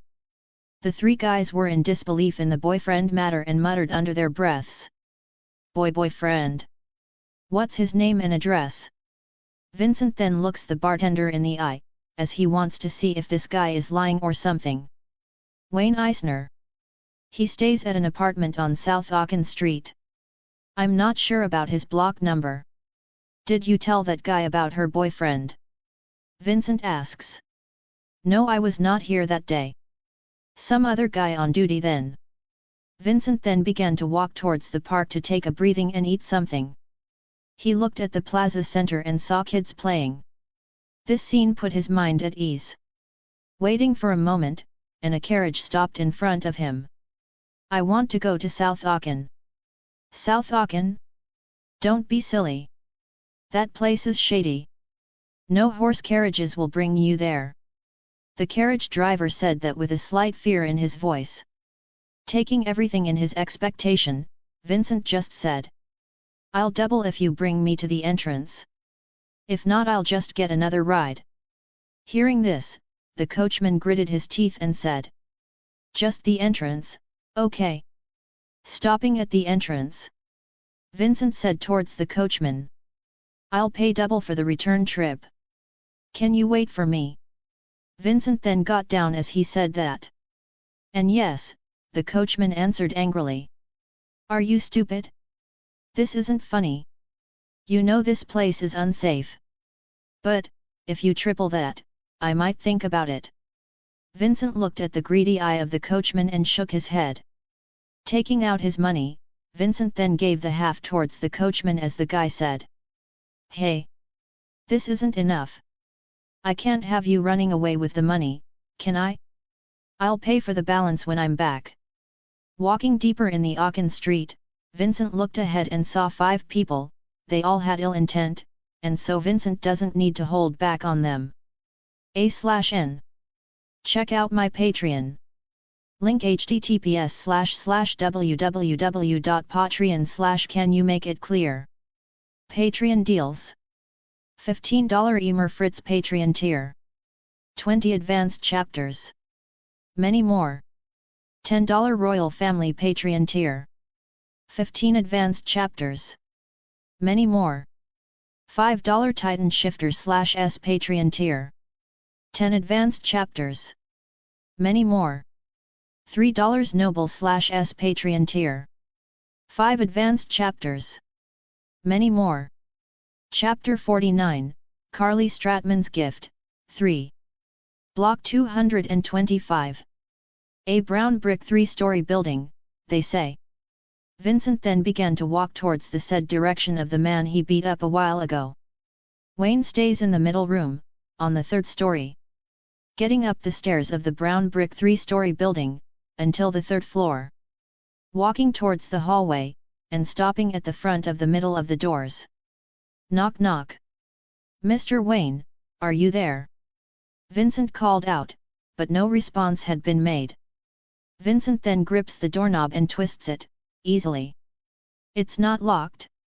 Looking left and right for any people out there, and seeing there's none. Vincent then opens the door and enters. The entire room was messy. That's the first thing Vincent saw. Trash everywhere, books, plastics, etc. Looking at the table, and seeing 2 glasses filled with alcohol, Vincent thought, was he here with Carly? Looking around the entire room, capturing everything with his eyes. Vincent then heard the snoring sound on the wall and thought, what a thin wall. Getting a clock in his pocket, Vincent saw that only 30 minutes had passed since he made the driver wait. I'll just look around for 10 minutes, and stop here. What a foul smell! Vincent said that and began to smell something strange. He looked around and found a drawer under the bed. Opening it, Vincent saw a row of boxes. The drawer was filled with boxes. Getting up, and picking a box. Vincent opened it and saw a pouch. He then untied the string and saw what's inside of it. Codeine. Vincent saw this and began to think. Carly's boyfriend is a codeine dealer. Then, why did she get angry when she saw those drugs on the big guy's hands? This thing doesn't make any sense. Frowning, and feeling someone is looking at him, below the bed. Lifting the bed slightly, Vincent saw a dead body. Vincent was stunned and thought, is this guy Wayne Eisner? Vincent then began to search this guy's body and found a card. Vincent then read what's in it. Commercial license for horse carriage, and at the very bottom, a name was written Wayne Eisner. This dead guy's really is Wayne Eisner. Confirming the guy really is who he is looking for, Vincent began to think of many scenarios and reasons why this guy is dead. What's next? If I leave the body alone, it will soon rot and maggots will start coming out. The neighbors will not remain silent, as the smell will be strong since the wall is quite thin. Well, whatever, I'm gonna report this, since I have evidence of codeine. Vincent then stood up, and began to leave and walk towards where the coachman is. The case is strange since, assuming Carly was in the room when Wayne was killed, then Carly was taken by the murderers. Why's the door unlocked? Vincent then thought of the time, when the officers were introducing them to many drugs like codeine. Apparently, it began circulating in the capital 2 years ago. It is an expensive, high-quality, and highly addictive drug. And just recently, it was introduced to Stohes. He said that anyone who seizes a bunch of this can get a special reward. I guess a special award is. Vincent stops in front of a carriage. Seeing that the driver is new, Vincent then thought. What an honest driver! When Vincent was about to enter the carriage, a hand then seized him, and locked his neck, as a knife then pointed towards his eyes, as he heard one of them said. Wait! Hold still! We do not wish to kill you here. So please do not make me do it. Vincent looked towards the guy in front of him and saw an artificial eye, with a red pupil. Vincent then confirms this guy is the guy that was looking for Carly. Maybe they know or they have Carly. Vincent didn't fight back, as he made them do whatever they wanted. Inside the carriage, Vincent looks to his right, and remembers this guy on the Pit Redas bar. Aren't you the guy inside the Pit Redas bar? How do you know? Wahaha! The guy then began to laugh in a strange manner. Vincent looked at this mentally retarded man, and didn't bother to reply. He then connected everything. This guy killed Wayne and baited me from coming here. Seeing that Vincent didn't reply to him, the man was quite angry and decided to point the gun at Vincent's head, and said. Why the F***ck you not answering me? Stop it! Vincent didn't even care about the gun, and just looked at the red-eyed man. Looking outside the carriage, Vincent asked the red-eyed man, where are we going? The industrial area. They have a huge tank full of waste liquid there. Many things have sunk in it, over the many years. The guy beside him laughed as he said. Ha ha ha, don't worry, you will be in it. Vincent then looked at the guy and didn't bother to reply to this guy. Where's Carly? Vincent then asked the red-eyed man before him. Blowing a smoke, the red-eyed man said, do I look foolish? Who will tell? Vincent looked around the window, and saw that no people were here, and said as he looked at the man. Yeah, you are a fool. Vincent then snapped his finger. Vincent then first knocked out the guy beside him, and seized the man's knife, cutting the rope on his hand, freeing himself. Vincent then without mercy, kills the red-eyed man, since the guy looks like a person hard to deal with. The time then returned back to original, everything like nothing had happened inside the carriage. Stopped the carriage. The carriage stopped, as Vincent then opened the carriage door, and pointed his knife, between the eyebrows of the driver, with a throw, killing the guy. Looking at the two dead bodies, Vincent couldn't help but sigh in annoyance. Too much work to finish this mission. I hope I get something good in return. A/N. Check out my Patreon. Link https://www.patreon/can you make it clear. Patreon deals. $15 Emer Fritz Patreon tier. 20 advanced chapters. Many more. $10 Royal Family Patreon tier. 15 advanced chapters. Many more. $5 Titan Shifter/S Patreon tier. 10 advanced chapters. Many more. Chapter 50, Carly Stratman's Gift, 4. Splash. Vincent looked at the soap guy in front of him, who was startled by the cold water poured in him. The guy then began to have his consciousness back. He tried to move but he couldn't. Oi, you awake? Vincent questioned as he then lightened tobacco, the tobacco he got from that red-eyed guy, and thought, it tastes surprisingly good. The guy then looked in the direction of Vincent and shouted, bastard! Untied me! Vincent looked sideways at the guy, and blew smoke. Phew! Vincent stood up as he put off the tobacco and then walked towards the guy. Bastard untied me! Before the guy could even finish speaking, Vincent kicked his face. Vincent's kick even made the guy lose a tooth. Seems like you're still asleep? Did that kick wake you up? Vincent said that, and then looked at the guy, who now realized that his life is in Vincent's hand. Seeing that the guy finally behaved, Vincent then finally spoke, and asked, "Where is Carly? If you answer me honestly, I will let you live." Saying that, the guy got silent and then said, "Van Gelder Street. Number 197. Second story." Vincent looked at the guy's eyes, and saw that he was telling the truth. Nodded, Vincent then asks, "Who are you, people? We're merely odd jobbers. A few days before, Mr. Stratman came to us with a request. He wanted us to look for his daughter. Our search for Carly soon brought us to Wayne. He knew both her secret and her whereabouts. And, he had a deal for us. If we assisted him with a job, he would tell us what he knew." Vincent listened to the guy's story and was stunned. There's something odd about it. He then frowned and asked, "Wait.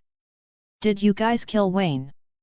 The guy was stunned, and quickly denied, waving his head furiously from left to right, we didn't. For I don't know about Waldo though. That red-eyed guy, whatever, he's dead anyway. And I already have evidence." Vincent then looked at the guy down, contemplating as he then said, "Stay there. I'm gonna go towards that area." Vincent then left. Walking out of the dilapidated house, Vincent then began walking towards that said area. It's almost night time. Vincent looked up and saw that it is noon. Looking around and confirming that this is the place, Vincent then knocks on the door a few times. Knock. What is it? We didn't order food. A guy opened the door, as he stopped when he saw what Vincent was wearing, and muttered, "A military police." Before the guy could say anything, Vincent didn't let him finish, as he kicked the guy in the stomach. The guy then crouches in pain, as Vincent seizes this as he kicks the guy in the head. "No killing for today. I already did it twice." Vincent then closes the door, and ignores the groaning guy in his feet. Everything happened in a flash, as everyone watching inside watched at a loss for words, as one of their men got beaten. Snapping out of their thoughts, as the door closes brings them back. Standing up in anger, one of them said, "It's a military police. Don't let him leave her alive." All of them charged at Vincent, and even had weapons in their hands. Vincent looked at them and sighed, as he muttered, "What a rowdy bunch." Bang! Ending the guy with a blow, and sending him flying. All the guys were now on the ground, and some even unconscious by the blow of Vincent. One of the conscious guys looks at Vincent with fear, as he stops the bleeding on his thigh. It was pierced by a knife, one of them was holding earlier, but ended up in Vincent's hand. These guys. Has it ended? When Vincent was wondering what to do next, he heard a voice in one of the rooms, and saw a girl walk out. Vincent looked back, and saw the girl who he was looking for. "You are Carly Stratman, right?" Seating across Carly Stratman, Vincent then began telling him everything, from the request to capturing Lug. "I see Wayne is dead," Carly said that he blew a smoke onto his cigarette. "Seems like you know a lot," Vincent said that after hearing the response of Carly. "What's your secret?" "I don't intend to spend my life in jail yet. Don't worry, if you just return home, all of your secrets will not be reported by me. I'm just curious, that's all." Looking at Vincent in the eye, Carly then said, "Codame production." Hearing this, Vincent's eyebrows jump. "Oh, you sell drugs?" "Yeah, my father is the boss." Talking with Carly for a long time, Vincent looks at the window and asks, "Why did you start making Codame?" After a long silence, Carly spoke. "My dad lost all he had. I just wanted to get it back for him." Looking at the night sky, Vincent thought, "Whatever world is this? The star never changes. Vincent searches for something in his pocket, and gives it to Carly. This is the travel permit for the Walrose. Use it and leave the town. Vincent said that. Carly looked at the permit, and murmured, if I see Dad in his current state, I might once again continue to make codeine. Leave the town or your father and you will be in jail. Carly looked at Vincent stunned, then laughed, ha ha ha ha, really? You're right. Carly then began searching his bag, and gave it to Vincent. And it is a red stone, with imagery of a tree in it. Vincent's heart skipped a beat, when his eyes landed on the red stone, and asked. What is this? Dunno, I think you might like it. Then. Carly got up and began to walk towards the wall exit. Bye. Bye. Looking at Carly Stratman's back, Vincent couldn't help but mutter, what a pitiful daughter. Vincent then looked at his palm, and saw the red stone, and muttered, I thought I saw a tree for a second there. Is it only my imagination? Getting up, Vincent then began walking towards the military police HQ. He needed to report first, before calling it a day. After reporting what happened, Vincent reported it as a Carly Stratman and a codename user/dealer Wayne, lived together. Wayne with Waldo and Lug then kidnapped Carly for a ransom. I investigated Wayne's house and saw many codename there, and his dead body. Waldo and Lug found me and I accidentally killed Waldo, but left Lug alive on, and found that Carly left the town herself. The story is filled with plot holes, but with Mr. Elliot Stratman buying it, they leave it like that. Mr. Stratman, even though distressed by the fact his daughter was leaving the town, and with me knowing all his secrets, we compromised ourselves. Anyway, I just don't want to know and have found out that I got the travel pass for Carly Stratman. Vincent then climbs up the bunk bed, and sleeps. Closing his eyes, and then opening, and finding out that he's in an unknown place. A tall tree was in front of him. The same tree he saw on the red stone. A/N. Asterisk the Carly chapters is done. This is where everything started to go crazy. Hope you have a good day. Asterisk happy 50 chapters. LOL. Check out my Patreon. Link https://www.patreon/can you make it clear. Patreon deals. $15 Emer Fritz Patreon tier. 20 advanced chapters. Many more. $10 Royal Family Patreon tier. 15 advanced chapters. Many more. $5 Titan Shifter/S Patreon tier. 10 advanced chapters. Many more. Chapter 51, Strange Dream. Vincent looked in front of him, and saw the tall tree. Frowning and wondering where the hell is this? Under the night sky, a world of sand that stretched as far as the eye could see. And a damn tree that's glowing? What the heck? Vincent looked at the tree, when, a voice suddenly sounded behind him. Beautiful, isn't it? Vincent jumped back, and looked at his back. Towards the person that was in front. Vincent vigilantly looks at her. Who are you? Oh? Are you asking my name? The girl then began to think, as he made a thinking position, it's been a long time someone asked me that, so. Right. I remember. Vincent looked at the girl in front of him, and saw her childish act, but that didn't lower his guard. My name is Titana. Nice to meet you, Vincent. The girl named Titana said that to him, with a smile. How do you know my name? Know your name? I'm the one that sent you here, of course, I would know your name. Send me, you mean? That's right. I sent you here, after you died in your world. The girl then looked at him smugly, after he said that. What are you then? Me. I'm an observer. We observer need to stop any disruption of any world. This world you currently live in, has been looping in the same timeline, over and over again. It's pretty easy to disrupt it, and it is to kill Emer. But, a guy named King Fritz made an oath and had everyone in the next bearer not use that power. What a guy! Doing that, the loop will continue, never stop. Vincent frowned and began to process everything. This Titana girl, said Emer, isn't that the goddess of Eldians, Annie said to me. And King Fritz, is that the current king? The girl said that, but every king is King Fritz. Too much information. Seems like you process it all. Then. Bye-bye. You're a genius, that's why I pick you, so you probably know what to do. The girl then began walking and Vincent's eyes began to be heavy. Wait. I have more questions. Vincent said that began fighting his consciousness. Then you have 1 minute. Go. Then. What would happen if I didn't kill Emer? The loop will happen. How to kill Emer? Ah.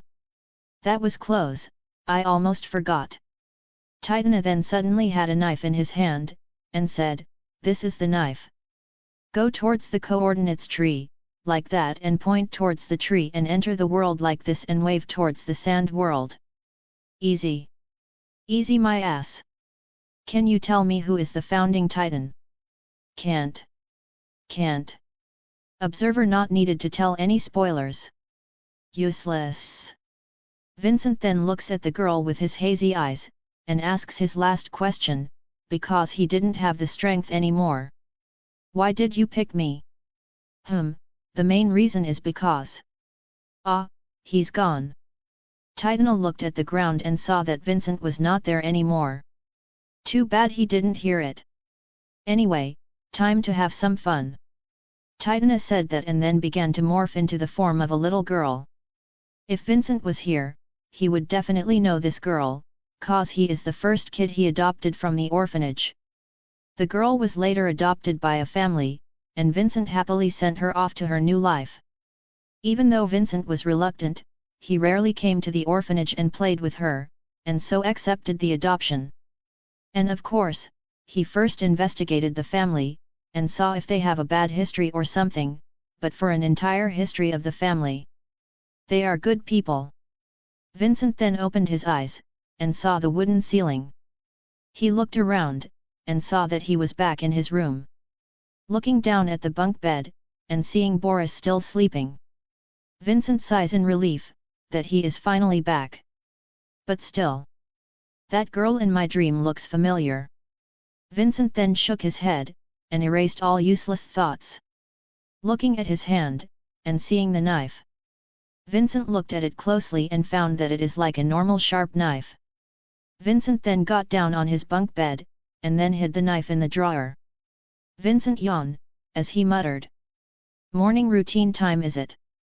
Finishing showering, Vincent then began to go down, and grab something to eat. While eating, Vincent then began to think about what he would do next. Patrol in the morning. Odd jobs. Getting the special reward. Then, going back towards the industrial city. Vincent then stretched his arms as he finished eating. I guess it is work time. While doing patrol, Vincent heard from some gossips from time to time. Did you hear? The Survey Corps said that they were going on an expedition in reclaiming Wall Maria. Seriously? Isn't that dangerous? Hearing this, Vincent then thought of Aaron. Aaron. It might be possible that he is the founding titan, seeing that King Fritz is not doing anything to fight back with the outsiders. But, it is only a possibility, and I need to visit him someday. But if Aaron is the founding titan, I have someone to protect him. Exiting the officer's room, Vincent couldn't help but clicked his tongue. What a cheap reward, as expected from the military police. His reward from finding Kodame is 1,000 gold coins, but considering the amount of Kodame on Wayne's house, it was dirt cheap. Whatever, I have free time for a day. I will go back towards that workshop, seeing that they already sent me a letter. Vincent then picks something in his pocket, and it is the mail. With the pistol in hand, my plan can be further pushed forward. Vincent then pocketed the gold, and began walking towards outside of the military police HQ. Getting a carriage, and saying where he wants to go. Vincent happily entered that carriage. He took out the knife, and sliced it in the air, feeling that it was light. Light, but isn't that normal? What the heck? Is that girl messing with me? A/N. Check out my Patreon. Link https://www.patreon/can you make it clear. Patreon deals. $15 Emer Fritz Patreon tier. 20 advanced chapters. Many more. $10 Royal Family Patreon tier. 15 advanced chapters. Many more. $5 Titan Shifter/S Patreon tier. 10 advanced chapters. Many more. Chapter 52, New Pistol. Going towards the industrial city, Vincent couldn't help but recall what happened yesterday. Those guys tried to sink him inside those chemical stuff, but later are the ones that have been thrown. Vincent then looked out the window. Vincent could see at the distance the industrial city. Entering the gate, and successfully getting inside the city. Vincent was in a good mood, and so decided to tip the driver since he had a lot of money on hand. Walking towards the direction of Harkeiman workshop, and seeing the store. Vincent entered and walked towards the store clerk, and told him what he was here for. "I'm Vincent. Tell Plutarch about me, and he will know." The store clerk bowed and left, walking towards the back door, where he and Plutarch once. Waiting for Plutarch to see him. Vincent then began looking around the shop. First, he looked for the knife area. He wanted to see if he could get something to use in fighting. Picking a knife, and inspecting it. A fine iron. Vincent saw that it is made of only a normal iron. It is not like the sword in ODM gear uses. Like what you see. Vincent then heard someone besides him talk. He looked back and saw Plutarch. "Sharper than any ordinary knife out there," Vincent said and put down the knife back to its shelf. "Hey, of course, it will. We're the best steel blade manufacturer for nothing." Plutarch looked at Vincent with proud eyes, saying, "Now you know my greatness." Vincent's eyebrows rose, as he saw this guy's a bit proud of himself, and decided to see if it is equal to his work. "We'll see if I saw that the thing I ask you to make is equal to the title you guys were holding," Vincent said that and signaled Plutarch to lead the way. Plutarch snorted and began walking towards the back door of the shop, as Vincent followed him. Walking and entering again towards the back door, and seeing that the noise is getting smaller, to the point that their steps are the only thing they heard. Entering Plutarch's own workshop. Vincent heard Plutarch speak. "Make yourself comfortable as I get the pistol you ask." Seating on the chair, Vincent waited for Plutarch to go and get the pistol. After waiting for a while, Vincent met with Plutarch holding a black case. Seeing this, Vincent couldn't help being excited about his new pistol. Bringing the black case on the table, Plutarch then looked at Vincent in his eyes and said with solemn expressions. "At first, I couldn't believe I made it. But, here you go." Opening and showing to Vincent what's inside of the black case. As the black case slowly opened, Vincent saw the gun he was waiting for about a month now. It was a black pistol with no fancy design, only lining and stuff like that. Vincent then took out the gun and closely examined it. At the side of the pistol is the magazine with 3 bullets inside of it. With custom made exactly fitted for the gun. Vincent inspected the gun from top to bottom, seeing that there are no major changes to the pistol blueprint he made. Nodding, Vincent then looked at Plutarch and saw his anxious face. Plutarch was anxious since he tested the gun for some time. He didn't personally do it, but someone from their people did. Exploded and some even lost a hand. On this final product, it was a success. Smiling and saying, "Relax, where can I test the gun?" Saying that, Vincent then grabbed the magazine, started filling it up with bullets, and equipped it towards the pistol. Vincent then grabs something like a tube from the black case, and it is the silencer accompanied to make it in the pistol. Plutarch led the way. Inside an abandoned factory, Vincent looked around and said, is this place fine? Yes, absolutely. I bought this place exactly for that gun. Nodding, Vincent then reloads the gun, sliding the barrel, and with a sound exactly like a pistol from the modern world. Vincent couldn't help but smiled a little. Putting a kin 10 meters away for testing the gun first. Vincent pulled the trigger, as the pistol shot the kin 10 meters away from Vincent. Bang! Vincent missed the target. Vincent frowned, as he looked at the kin. The bullet was close to hitting it but missed. It's technically 15 years since I last held a pistol, so no time for complaining. Since he arrived in this world, Vincent hasn't held a gun or pistol manufactured from this world. This is the first time he fired a gun. Targeting again, and with a press. Bang! The kin flew away. Vincent successfully hit the target. Okay, I got a good grasp. He then looked at the stunned Plutarch since they didn't even manage to master the gun, and Vincent easily hit a target from 10 meters away, from only 2 tries. He then said to Plutarch to set a kin 25 meters away from him. Go set a kin 25 meters away. Stunned, Plutarch asked, are you sure? Yeah, just do it. 25 meters, 50 meters, and even as far as 75 meters. Vincent hit all the targets with ease.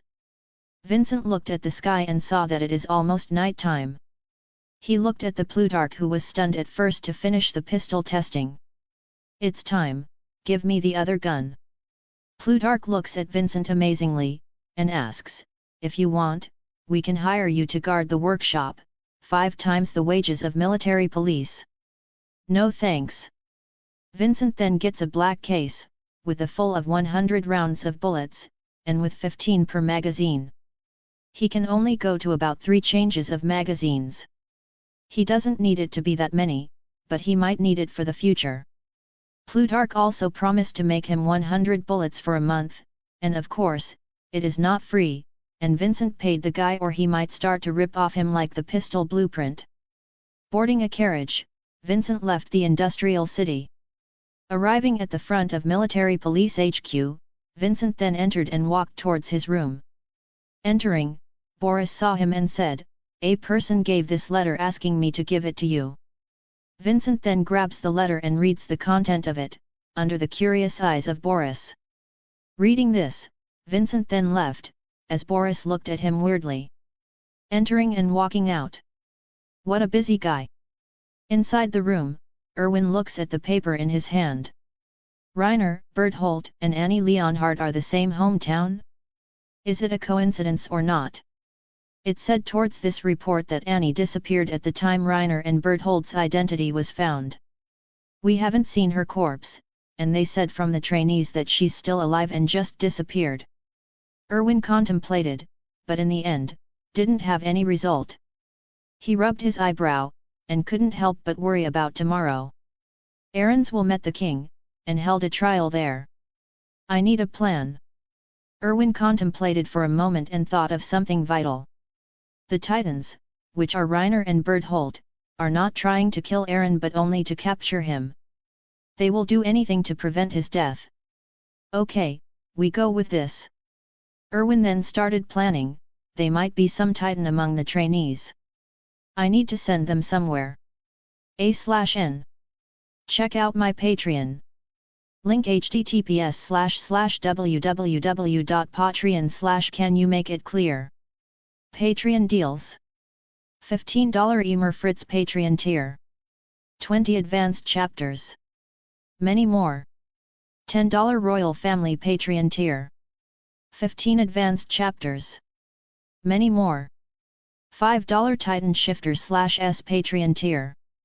10 advanced chapters. Many more. Chapter 53, Battle Echtohes, 1. Next day. Vincent woke up like usual. Vincent did his morning routine, and took a shower, before joining Boris and standing in the hallway, since the officers summoned them. As he walks down the stairs and joins the rest, Hitch notices his arrival and says, "Ah, Vincent, did you get another ABS from your training?" Vincent didn't bother to answer and just stand in the hallway, waiting for the arrival of the officer. Hitch didn't back down, and kept talking to Vincent, as Boris whispered, "Shut up, Hitch." An officer then began walking towards them, as they saluted. "Don't bother." The officer said that, as Vincent dropped down his hand. The officer then began telling their mission. "Today you'll be doing something other than your usual chores. That's why I ordered you to assemble here." The officer said that as he looked at the paper in his hand, and began reading it in a tired manner. "A unit from the Survey Corps has been summoned by the king. They're passing through the city's main street today. Escorting them to the capital is Military Police HQ's responsibility, so we only need to accompany them as they pass through town. The use of ODM gear will be temporarily permitted within city limits. You will guard the convoy in tandem with their own security. You'll travel by barge to the mission starting point." The officer said that in a manner that he didn't want any part of it. Hearing the officer, Vincent began to think. Just like the letter has said. Hopefully, they will appear and will prevent Aaron from dying, or else I have to personally do it. Even though I will not do it personally. Anyway, I hope they appear. I still didn't know where's and who's the founding titan. As Vincent thought of that, on his side, Marco said after the officer finished reading the mission. "May I ask a question?" What? What are we protecting the convoy from?" Marco said that, as the officer looked away from the paper and looked directly at Marco. As Marco continued speaking. "I'm unaware of any people within this wall who'd oppose the king. Even if we've overlooked some petty criminals, truly organized opposition would be unimaginable, unless they had a stronghold outside the wall. Why would anyone even try to suck a thing in the first place?" Marco said as the officer walked towards him, while saying, "Oh, well, aren't you clever?" He said that, as he pushed the mission/responsibility to Marco and said, "I'm putting you in charge. The details are all here." Marco received the paper stunned as he looked at the officer. The guy then began walking towards the door, and opened it, as he said, "We officers are really busy. You can handle these yourselves." He opened the door and looked back at Marco one last time and said, "Just don't screw it up." And began walking towards the officers inside the room who's busy playing cards. "Those damn bastards." Marco said that in the military police open area. "Right. The military police are even more rotten than I imagined. That's why I picked it, but still. They force us rookies to handle everything. I didn't expect that." Hitch said that in exasperation, as Vincent looked at them. He looked towards Marco, the person in charge of their mission, and saw his face quite angry too, as he heard him say, "Scumbags. They can't think of anything but themselves. F***ing scumbags." Marco said that and gritted his teeth in anger. "What are you talking about, Marco?" Boris said that to Marco, "You joined the military police too. You're no better." Marco then looked towards Boris and glared as he said, "I'm not the same. I'm not scum like you guys.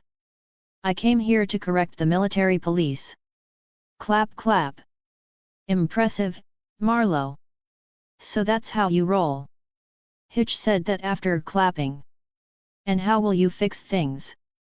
Boris said that and looked at Marlowe, like he's some delusional guy. "I'll have to work my way to the top. When I'm in charge, I will enforce the rules and punish corruption. It's that simple." Marlowe then looked at his fist and clenched it, "I'll make the military police a place for normal people again. That's all. The way humans are meant to be." Vincent looks at this Marlowe guy interestingly, since he looks like a third-rate superhero, who will die in his first encounter with a villain. Hearing this, Hitch drops to the ground as she laughs, "Ah ha ha ha. Holy sh*t, you're the real deal. Here I thought you were a total bore. So sorry." Boris looked at the laughing Hitch in exasperation and said as he looked at Marlowe, "What a noble goal you have. Do your best." Vincent looked at Marlowe, and said, give me the mission. I'll take in charge from now on. Boris looked at Vincent stunned and said, "Hey? Seriously, you're helping him, Vincent?" "Well, I don't particularly do this to help him. I just don't want to get scolded, that's all." Vincent said that as he looked at Marlowe. "Are you perhaps shy, Vincent?" Hitch said that and looked at Vincent. Hearing Vincent, Marlowe looked at him, and said, "You don't have to help me. I can do this simple thing." Vincent hearing this couldn't help but be tired of talking to this guy. "All right, future commander. Give me the paper already." Vincent said that and walked towards Marlowe, and snatched the paper easily. "Oi! Don't casually grab things." Vincent ignored him and looked at the mission and read the details, and said, "Let's move out." Leading the team, Vincent then began telling their duties. "The convoy will pass through the outer gate in 45 minutes. Once we're there, everyone confirms your designated positions." Vincent said that and stopped, as he looked in front of him. Marlowe notices this and asks, "What's wrong? Got a problem? If you can't lead then, let me." Vincent looked at Marlowe beside him and pointed ahead of him. "Aren't those ours?" Marlowe looked at people from the military police selling weapons from the person in front of them. Even so, having the merchants involved is unusual. "What are they up to?" Marlowe asks that, but to Vincent, everything is clear. These guys sell weapons for money, simply. And Vincent was right, as they saw the merchant gave the officers a pouch full of money. Seeing this, Marlowe was angered and said, "They're selling our emergency backups." He then approached them. Seeing this, Boris said, "Wait, what about the mission?" Hearing this, Vincent looked at him and said, "We will continue after this. Let's just see what Marlowe will do." Boris looked at Vincent like he saw something new. Hitch hearing this looked at Vincent and said, "Hey, I didn't know you're quite a mischievous fellow." Vincent looked sideways at Hitch and didn't bother to reply, and looked ahead of him. /n, check out my Patreon. Link https://www.patreon/can you make it clear. Patreon deals. $15 Emer Fritz Patreon tier. 20 advanced chapters. Many more. $10 Royal Family Patreon tier. 15 advanced chapters. Many more. $5 Titan Shifter/S Patreon tier. 10 advanced chapters. Many more. Chapter 54, Battle at Stohes, 2. Vincent then saw the merchant sailed away, as the officers then began to leave, but Marlowe cut them off. Vincent can't hear them, but could see that what Marlowe had said made one of them laugh and approached Marlowe and gave him a coin. When the officers were about to leave, Marlowe clenched his fist and stopped the guy in the back, but the other guy used the gun and hit Marlowe in the stomach, and another one from the head, making Marlowe go down on his knees. Not only that, the officer didn't rest and kicked Marlowe again in the stomach, head, and back, beating Marlowe to the ground. Looking at this scene, Vincent couldn't help but clicked his tongue, not enough guts to fight back. "Hey!" He then approached them. "I'll have you arrested for insubordination and treason." One of them said that, as Marlowe didn't back down and said, "Damn you! You can't get away." "Yes, we can." Lifting the gun, and yelling, "Here, we can." It was about to hit Marlowe, but Vincent grabbed the guy's hand, stopping it from hitting Marlowe. "I think that's enough," Vincent said that towards the officer, bringing his hand down. Hitch saw that, and stepped up and said, "Sorry if this retard was causing you trouble. We'll be sure he learns his lesson. Unless..." Hitch looks at the side, where people from Stohes were watching the show unfold, "You'd prefer to make a bigger scene." Looking at the people from Stohes looking at them with contempt, and probably disgusted by the corruption of military police, "We'll let you off this once." As everyone replied, "Yes, sir." Vincent didn't and couldn't be bothered with them. Unlike these guys, he joined the military police with skills and not with money. He is also accepted by the commander himself, so if he gets kicked, Nile Doc will investigate it. That's what Vincent thinks, but it probably is not far off from what will happen. Vincent looked at Marlowe, and saw him looking at his gun. Vincent knew what Marlowe was thinking and so he said, "Can you do it?" Marlowe looked up and saw Vincent looking at the two officers. "If you shoot them, I'll help you." Marlowe was about to reach the gun, but held back and punched the ground. "Damn it!" Seeing this, Vincent couldn't help but look at him, as he looked at everyone and said, "Let's continue the briefing. Follow me." Vincent then began walking, as Marlowe looked at him, and got up. Vincent then began briefing the route, and where they will position. Vincent then stretched out his arms, and said, "How many will come, I wonder?" Vincent then looked at everyone and said, "Let's go towards the gate. The convoy will enter at any given minute." As everyone began to prepare, Vincent saw that there are people who were evacuating and thought, "Ah, Irwin Smith has a plan." Vincent then began looking around and saw that every route that the convoy will go, has almost no people in it. Vincent then stands at the side of the road, as everyone else does, waiting for the bell to ring. Ding ding! The bell rang twice, as the gate slowly opened. Vincent looked and saw a convoy led by the commander of military police, Nile Doc. They saluted, and waited for the convoy to pass to them before they went to another location. Vincent looked towards the passing convoy and thought that the middle would be where Aaron was at. As the convoy slowly passes by them entirely, Vincent and the rest have to go now. Vincent then began to jog and walk towards where their next spot is. The convoy passes peacefully, until it reaches an area with many buildings. Vincent marks this place as an ambush spot, since there are many buildings and things to hide from. He thought of this place, as a place where the enemy would likely attack. And he's right. Out of nowhere, a person jumped towards the convoy, and charged, kicking the door of the carriage and entering it. People stop and look at it, stunned by the sudden events. And like a bomb has been dropped. A blinding light consumed and blasted off the rest of the convoy as Irwin and Levi exited one of the carriages. Vincent looked and saw the armored titan, and Aaron on his hands. Vincent's eyebrows rose. He used his ODM gear and flew atop of the building.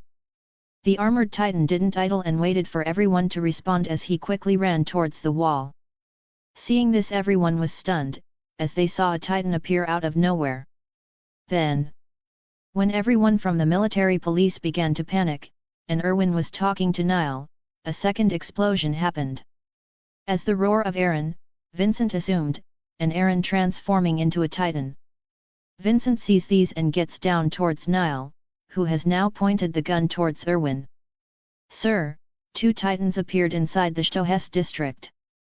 One of them being the armored titan, and one being Aaron Yeager." Vincent reported it. As Nile looked at him stunned, and then looked at Irwin. "What's the meaning of this, Irwin?" "Nile, two titans appeared. We need to subdue the armored titan first, before thinking of killing me, or kill me now. And you will be in charge of this mess." Irwin said that and gave Nile the paper filled with strategic plans. Nile looked at Irwin, hesitated before saying, "Irwin, you will pay for this." Nile said that and began ordering the military police to evacuate people. And of course, Vincent also responded. "Yes, sir." Vincent then uses his ODM gear and flies towards the top of the roof. But then someone followed him. "Brat, are you Vincent Glaze?" Vincent looked towards the person, and saw Levi from the Survey Corps, and responded, "Yes, I am." Levi looked at him and said, "Why you didn't join the Survey Corps? Your friends seem to have trust in you. You're not a coward either, so why?" Flashback yesterday at Wal Maria. A/N. Check out my Patreon. Link https://www.patreon/can you make it clear. Patreon deals. $15 Emer Fritz Patreon tier. 20 advanced chapters. Many more. $10 Royal Family Patreon tier. 15 advanced chapters. Many more. $5 Titan Shifter /S Patreon tier. 10 advanced chapters. Many more. Vote. Vote. Vote. Vote. Comment. Comment. Patreon. Patreon. If you readers want daily uploads starting January, go to my Patreon page and check out to find out how. Chapter 55, Battle Echtohes, 3. Damn it! Jean said that as he punched the ground. He looked at his side and saw the exhausted faces of everyone besides him. Currently, everyone from the Survey Corps was on top of the wall. Maria. Erwin looked at everyone, thinking. The armored titan ambushed them, but Aaron fought back. The fight resulted in Aaron getting kidnapped. He now has to think of a plan to get Aaron back. Because of me. Aaron got caught. Armin said that as he cried. Armin. Mikasa couldn't help but said, and reached her hands towards Armin but stopped, and pulled back. Armin then began to continue talking and murmured to himself, because of me. He said then thought of someone, if Vincent is here, it might not happen. Before Armin could finish speaking, Jean interrupted him and said, as he shouted. Oi, Armin! You can't be serious here. Don't bring back that coward's name. Jean then looked at his palm and clenched it as he said, it's our fault for being weak. We can't help them fight the titans, but only a burden. He then looked at Mikasa and said, Mikasa fought back, but we only watch in this distance. That's why. It's our fault for being weak. I know Armin, I know. He then looked at Armin and said. We couldn't do anything to help. Armin heard that, as he said, but you know, right? How Vincent is stronger than Mikasa, or even some veteran members of the Survey Corps. He can maybe do something if he's here. Damn it! So what? He left us here and joined the military police. That's also my damn dream, but I joined here, but he left us good here. I bet he's now enjoying his military police day, and here we are, watching our comrades die in front of our eyes. Jean said that, as he clenches both of his hands. Marco saw this and called out, Jean. That's why we must become strong. Stronger than Vincent. So when we meet, I will beat the crap out of him and tell him. Jean stopped and can't think of anything to say to Vincent. What the heck? I can't even beat him in my dream. I'm so damn pathetic. Jean said that and stopped talking. At the side, Levi heard their conversations and got up, and walked towards Erwin.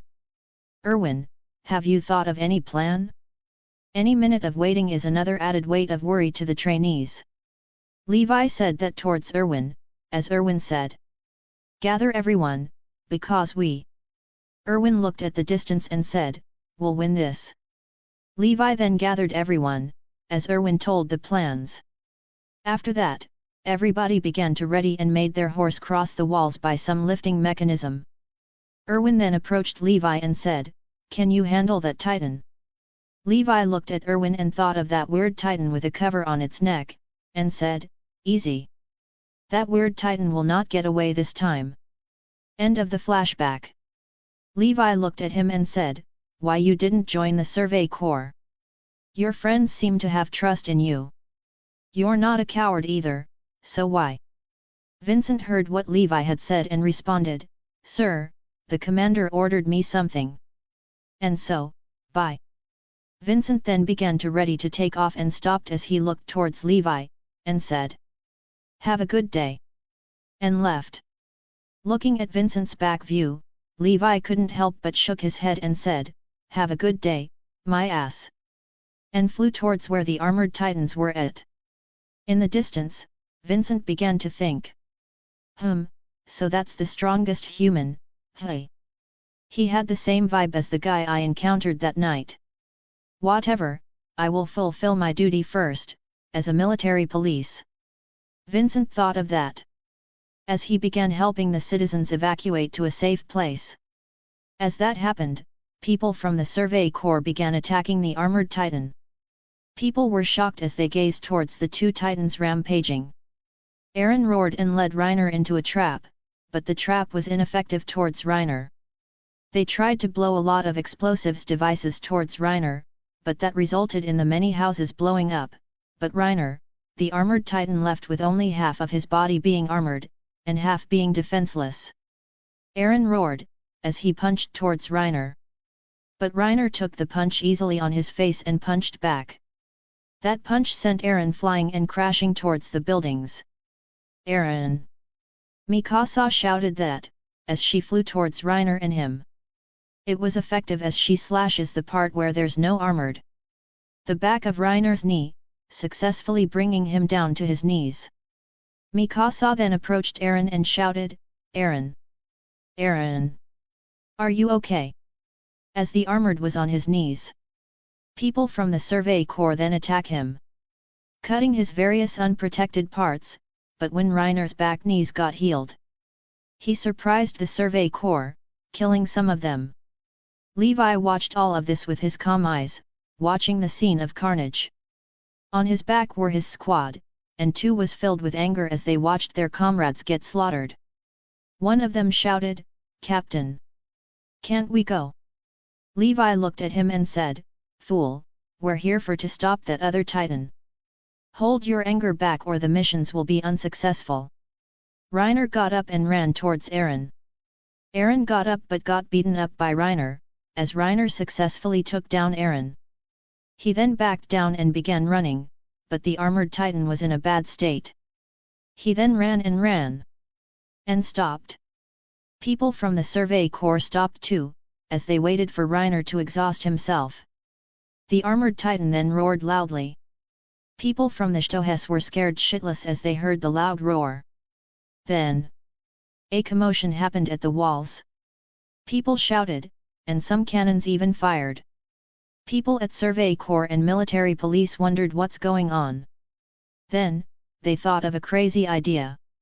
A Titan appeared, but shook it off as it was impossible. Dat dat dat dat bang! A continuous shooting happened. It is a kind of firearm that was impossible in this day and age. Then a Titan appeared and massacred the people on top of the walls. Levi looked at this new Titan and said, It's here. Ready your sword. Looking at the new Titan, Vincent couldn't help but frown and thought. So this is the other Titan they have. They. A/N. Check out my Patreon. Link https://www.patreon/can you make it clear. Patreon deals. $15 Emer Fritz Patreon tier. 20 advanced chapters. Many more. $10 Royal Family Patreon tier. 15 advanced chapters. Many more. $5 Titan Shifter/S Patreon tier. 10 advanced chapters. Many more. Vote. Vote. Vote. Vote. Comment. Comment. Patreon. Patreon. If you readers want daily uploads starting January, go to my Patreon page and check out to find out how. Chapter 56, Battle at Shtohes, 4, Merry Christmas. The Card Titan. Vincent murmured and looked at Card Titan's back and saw 4 firing guns. It looks like a fortress with 4 different guns fired in different directions. Vincent couldn't help but click his tongue as he saw how ingenious the idea of the people from the other side is. Attaching arms on a Titan's back is a different danger. Guess I have to help them. Saying that, Vincent drew his sword and flew towards them to help. After the armored Titan roared and saw the Card Titan appeared, he began running in the opposite direction of the Card Titan. People at the Survey Corps still chased him, trying to wear him down. The Card Titan saw Reiner ran and got down towards Shtohes. Levi's squad then flew towards the Card Titan, sneakily closing to the Titan. Some Survey Corps members attacked the Card Titan, but even before they got close, Rain of bullets fired at them. Some luckily survived, but most of them got hit and died. Vincent saw this scene and frowned as he thought, what a tricky opponent. Saying that, he looked towards the card titan who was jumping from house to house, quickly closing the gap between them and Aaron's titan body, who was sprawled to the ground. Looking at this, Vincent began to accelerate. What is this? This guy upgraded into a bothersome opponent. Levi said that, as he slashes the card titan's back and only successfully leaves a mark. The fortress on its back has a weakness. It can't shoot people that are near them, as the barrel was unable to reach Levi. Levi then jumps, as he dodges the card titan's descending claw. As he jumped, Levi was in the gun's sight as they shot at him. But Levi predicted this and already flew away, landing far away and hiding. Levi looked at his squad and said, that metal on its back is hard and I even saw people inside of it. They might be people from their side. If we can just capture one of them, it will be a big leap to humanity. Saying that, Levi looked at his squad and said, I pick all of you because you guys can judge what you choose to make. So, help me distract that titan and I will try my best, to capture people inside of it. As they responded with, leave it to us, Captain Levi. And was preparing to leave when Levi said, Petra, tell Hang that there are people inside that titan's back. We will try to lure that titan somehow on that trap she made. Petra then looked at Levi and said, leave it to me, Captain. And left. Looking at Petra's departing back, Levi thought, ugh. I don't have a plan to capture people inside that thing. I hope Erwin can think of something. He then looked at his squad and said, you heard that? You guys also need to lure it somehow on Hang's trap. Then, let's make that bastard feel that human's strength. Hearing this, all Levi's members were fired up, ready to initiate the plan. WSHH. 4 people were flying all around the card titan, as they tried their best to block the card titan from advancing. The 4 people also noticed how the card titan began to slow down when the gun was firing and used that to their advantage by luring them and even baiting themselves to have the gun fired. Levi noticed that but decided to trust his teammates. He then flew towards where the people peek, and saw 4 people controlling the gun and said, Oi, you 4 pigs! Did you guys enjoy killing my comrades? Get out of there, you 4 pigs! As one of them responded to Levi, you monsters! That's what you all get! You guys all need to die! Hearing this, Levi's eyes became cold, and said, you 4 are dead. How? You will never break this! Saying that, the guy pulled out a rifle and pointed towards Levi as he shot. Seeing the rifle, Levi flew at the side, narrowly dodging the bullet. Bang! Tisk! That never killed him. One the guy said that, as another replied. Don't bother with him. Focused firing on these 4 people, we need to get rid of them fast, and leave this place. Levi then attacked on spot and then, with a thrust, his sword went through. What? One of the guys inside saw this and was stunned. One of the guys looked at him, what is it, stopped as he saw the sword and exclaimed, impossible. This cage is forged with the finest metal. Just how? Quick! Informed Peak to get rid of that guy. The card titan noticed this too, and waved his hand at the back, prompting Levi to dodge. Levi then flew back as the 4 people followed him. Levi looked at the titan in front of him and said, that metal on its back. It seems like our metal is tougher than it. It can be a broken. Levi stopped speaking as he saw the titan charged towards him. Looking at this, Levi said, dodge. All 5 of them flew in different directions, but the card titan was focused on chasing Levi. Looking at the guy in front of him, the card titan thought, we need to kill this guy first or he might break the cage. Looking at how the titan was determined to chase him, Levi then flew towards the trap. At the trap, Hang San waited for the card titan to pass. Then, with a boom, countless explosive sound as many pointed, this pinned the card titan down. It was pinned in the ground, but no one approached as they feared the gun on its back. Levi then approached Hang and said, "Is it down?" "Ha ha ha, with this thing, that big dog will be down forever." Hang said that and laughed. And then fired numerous towards the cage and some even went through. Levi looked at this, then, he saw a hand come out of the cage. As he saw them threw something on the firing machines. People at the machine were stunned as Levi shouted, "Everyone get out of there!" Bang bang! The thing the people inside threw was a bomb. It successfully disabled the machine as the card titan jumped and the gun fired at the people.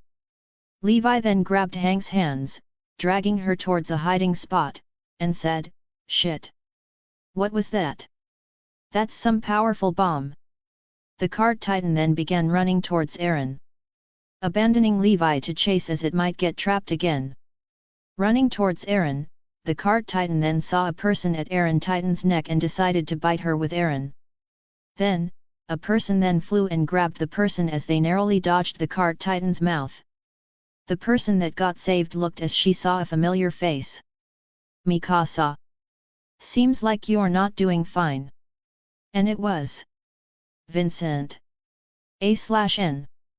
Check out my Patreon. Christmas Patreon deals. Link https://www.patreon/can you make it clear. Patreon deals. $15 Emer Fritz Patreon tier. 20 advanced chapters.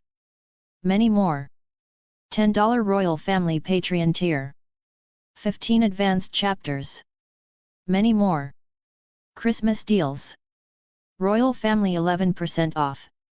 From the original price of $10, you can now purchase it for only $7.99 on December 25th. For limited 3 spots only.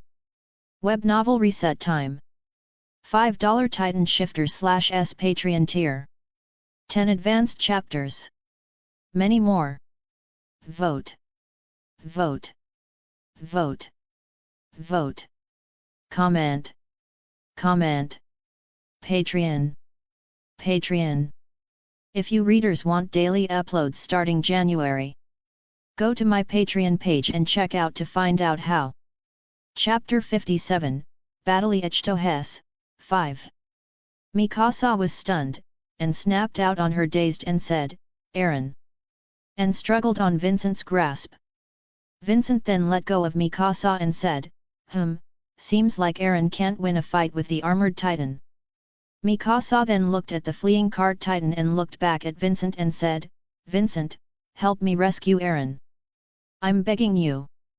Looking at Mikasa, Vincent couldn't help but shook his head and thought, Aaron is really lucky. "Okay, I'll help you." Then, someone landed besides them and said, "Mikasa. Are you all right?" Vincent looked and saw Armin. Armin was stunned as he saw Vincent and whispered, "Vincent." He then looked at Mikasa in confusion. "I'm okay, but Aaron." Armin looked at the card titan and thought. Then, his eyes brightened, and said, "Vincent. With your skills, we can definitely get Aaron back." Vincent then looked towards the card titan and said, "Of course I will help you guys. We're in the same boat after all." Saying that, Vincent then flew as he said, "Mikasa, let's go." Mikasa nodded as she looked at Armin and said, "Armin, take care." Mikasa then flew as Armin looked at their back, and said, "Strong. Can I be as strong as them?" Armin said that and clenched his fist, and flew towards where the armored titan fled and thought, the armored titan is injured. He's the most vulnerable. I can do this. Vincent then flew and saw 5 people fighting the card titan. He recognized one of the guys there, and it was Levi, the strongest human. With Levi being here, we can at least capture the people on the back. Vincent thought of that, and said to Mikasa, "Mikasa, we're going to help Levi's squad distract that titan." "Well, you can do anything you want," Vincent then looked at Mikasa and said seriously, "just don't be reckless and die, understand?" Mikasa was stunned as she nodded and said, Understood. Vincent nodded and said, then, let's go. The card titan then began jumping from roof to roof, using his 4 legs to his advantage. Levi then tried his best to kill the people inside the metal fortress. To be able to restrain this guy with minimal casualties since many people had died since the beginning of the operation. Using their best, the 4 people distract the card titan and at some time can even have the ability and was able to injure it. Since the card titan was in a hurry to escape and didn't prioritize the defense. Levi on top of the now, many holes of the fortress. He can see the 4 people on it moving and Aaron who is currently unconscious. This metal. Isn't this too hard? How can they do this, and that gun that can shoot continuously? Whatever, we can have the answer if we restrain them. Saying that and was preparing to attack once again. Then, he heard something and looked towards them. He saw 2 people flying towards them, and even helping them restrain the titan. We're here to help, Vincent said as he then flew towards the card titan, and when he saw the gun pointed at him, he flew sideways and dodged the bullet. Bang bang! Vincent flew in circles and dodged every bullet. Vincent then looked towards the metal fortress at the card titan's back and thought, what a bothersome ability. This will be a tough battle. Vincent said that and flew back, as the 5 people including Mikasa looked at him amazed. One of Levi's squad members clicked his tongue and said, what a poser. Oi, everyone, we can't lose to a brat. We have to make them know the veteran is capable. And also make them realize how awesome I am. Before finishing his speech, he slips off and bites his tongue. The other in the squad didn't bother him and focused on Vincent's display of moves. Tisk, let's go. One of them said that and helped Vincent in distracting the card titan. With Vincent and Mikasa's help, the card titan visibly slowed down, but on the other hand, the armored titan successfully climbed up the wall and jumped. People at the survey corps chased them, but then, with the armored titan gone, they focused on the battle near the wall. The card titan runs towards the wall. Vincent looked at his pocket and thought, with my gun, I can kill the people inside the metal fortress, but then, my other plan will fail and will be unable to continue. Vincent frowned as he saw the other visibly being exhausted. Sighing, Vincent thought as he looked at the card titan's back, I guess I help Levi deal with these people inside first. Vincent then flew and dodged the torrent of bullets and arrived at the card titan's back. He landed near Levi, and said gave him his blade seeing that Levi only has 1 left, Captain, here's some blades. Levi looked and grabbed the blade, and equipped it. He then jumped and began slashing the metal fortress. Vincent then peeked inside the holes, and saw people inside of it. They looked like Reiner with their blonde hair. To be exact, they were the same race. Vincent then helped Levi in slashing the metal fortress when Pucci. Levi's sword reaches one of the guys, successfully injuring one of them. The other 3 exclaimed in surprise, and grabbed a gun as they fired towards Levi through the hole. Levi did that, but the card titan had now reached the wall and started climbing. Vincent then flew back, as he took a breath and thought, this is bad. Then as the card titan began climbing the wall halfway, a mysterious person flew towards the metal fortress. The mysterious robed person then drew something on his/her clothes and began shooting towards the metal fortress randomly. The people inside were at first scared when a random person popped up, and saw something on his hands, and started shooting at them, and when they saw the guy failing miserably, one of them laughed and picked a gun and pointed towards that mysterious robed person and said, ha ha ha, die. His voice was interrupted by a loud clanking sound as the metal fortress began wiggling on the card titan's back. The card titan then finally reaches the wall, but then, the metal fortress on its back, wiggle and fall. The card titan saw this and grabbed it. But because of the weight, the card titan was struggling with its grip. Seeing an opportunity, Levi then flew towards the card titan's arms and with a wish, he flew and cut the whole card titan's arm like a dice. Seeing that they failed and might even endanger his life, the card titan then jumped and began running on 3, escaping. But the Survey Corps will not let him go, and so chase the Titan.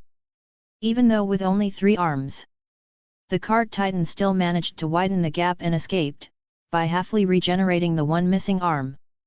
A/N. Check out my Patreon. Christmas Patreon deals.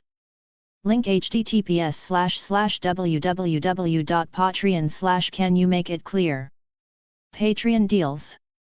$15 Emer Fritz Patreon tier. 20 advanced chapters. Many more. $10 Royal Family Patreon tier. 15 advanced chapters. Many more. Christmas deals. Royal Family 11% off. From the original price of $10, you can now purchase it for only $7.99 on December 25. For limited 3 spots only. Web novel reset time. $5 Titan Shifter/S Patreon tier. 10 advanced chapters. Many more. Vote. Vote. Vote. Vote. Comment. Comment. Patreon. Patreon. If you readers want daily uploads starting January, go to my Patreon page and check out to find out how. Chapter 58, Aftermath. All of the nearby Survey Corps then landed and circled the metal fortress as Levi with his squad mates approached it. 3 of them died as only 1 person lived on that fall, and not only that, the guy is close to death. Levi knew of that and said as he shouted, "This guy is dying. We can't let him die." Hearing that, everybody then shouted to call the medic and heal the guy. At the back are laid 3 dead bodies, 1 seriously injured, and the other is Aaron. Mikasa saw Aaron and hurriedly run towards Aaron, hugging him and not letting him go. Seeing this, Vincent looked towards the Marley guy on the stretcher that was getting medical care from the medic. Seeing that everything seems to be fine, Vincent then left and didn't bother to say hi to Armin. When Vincent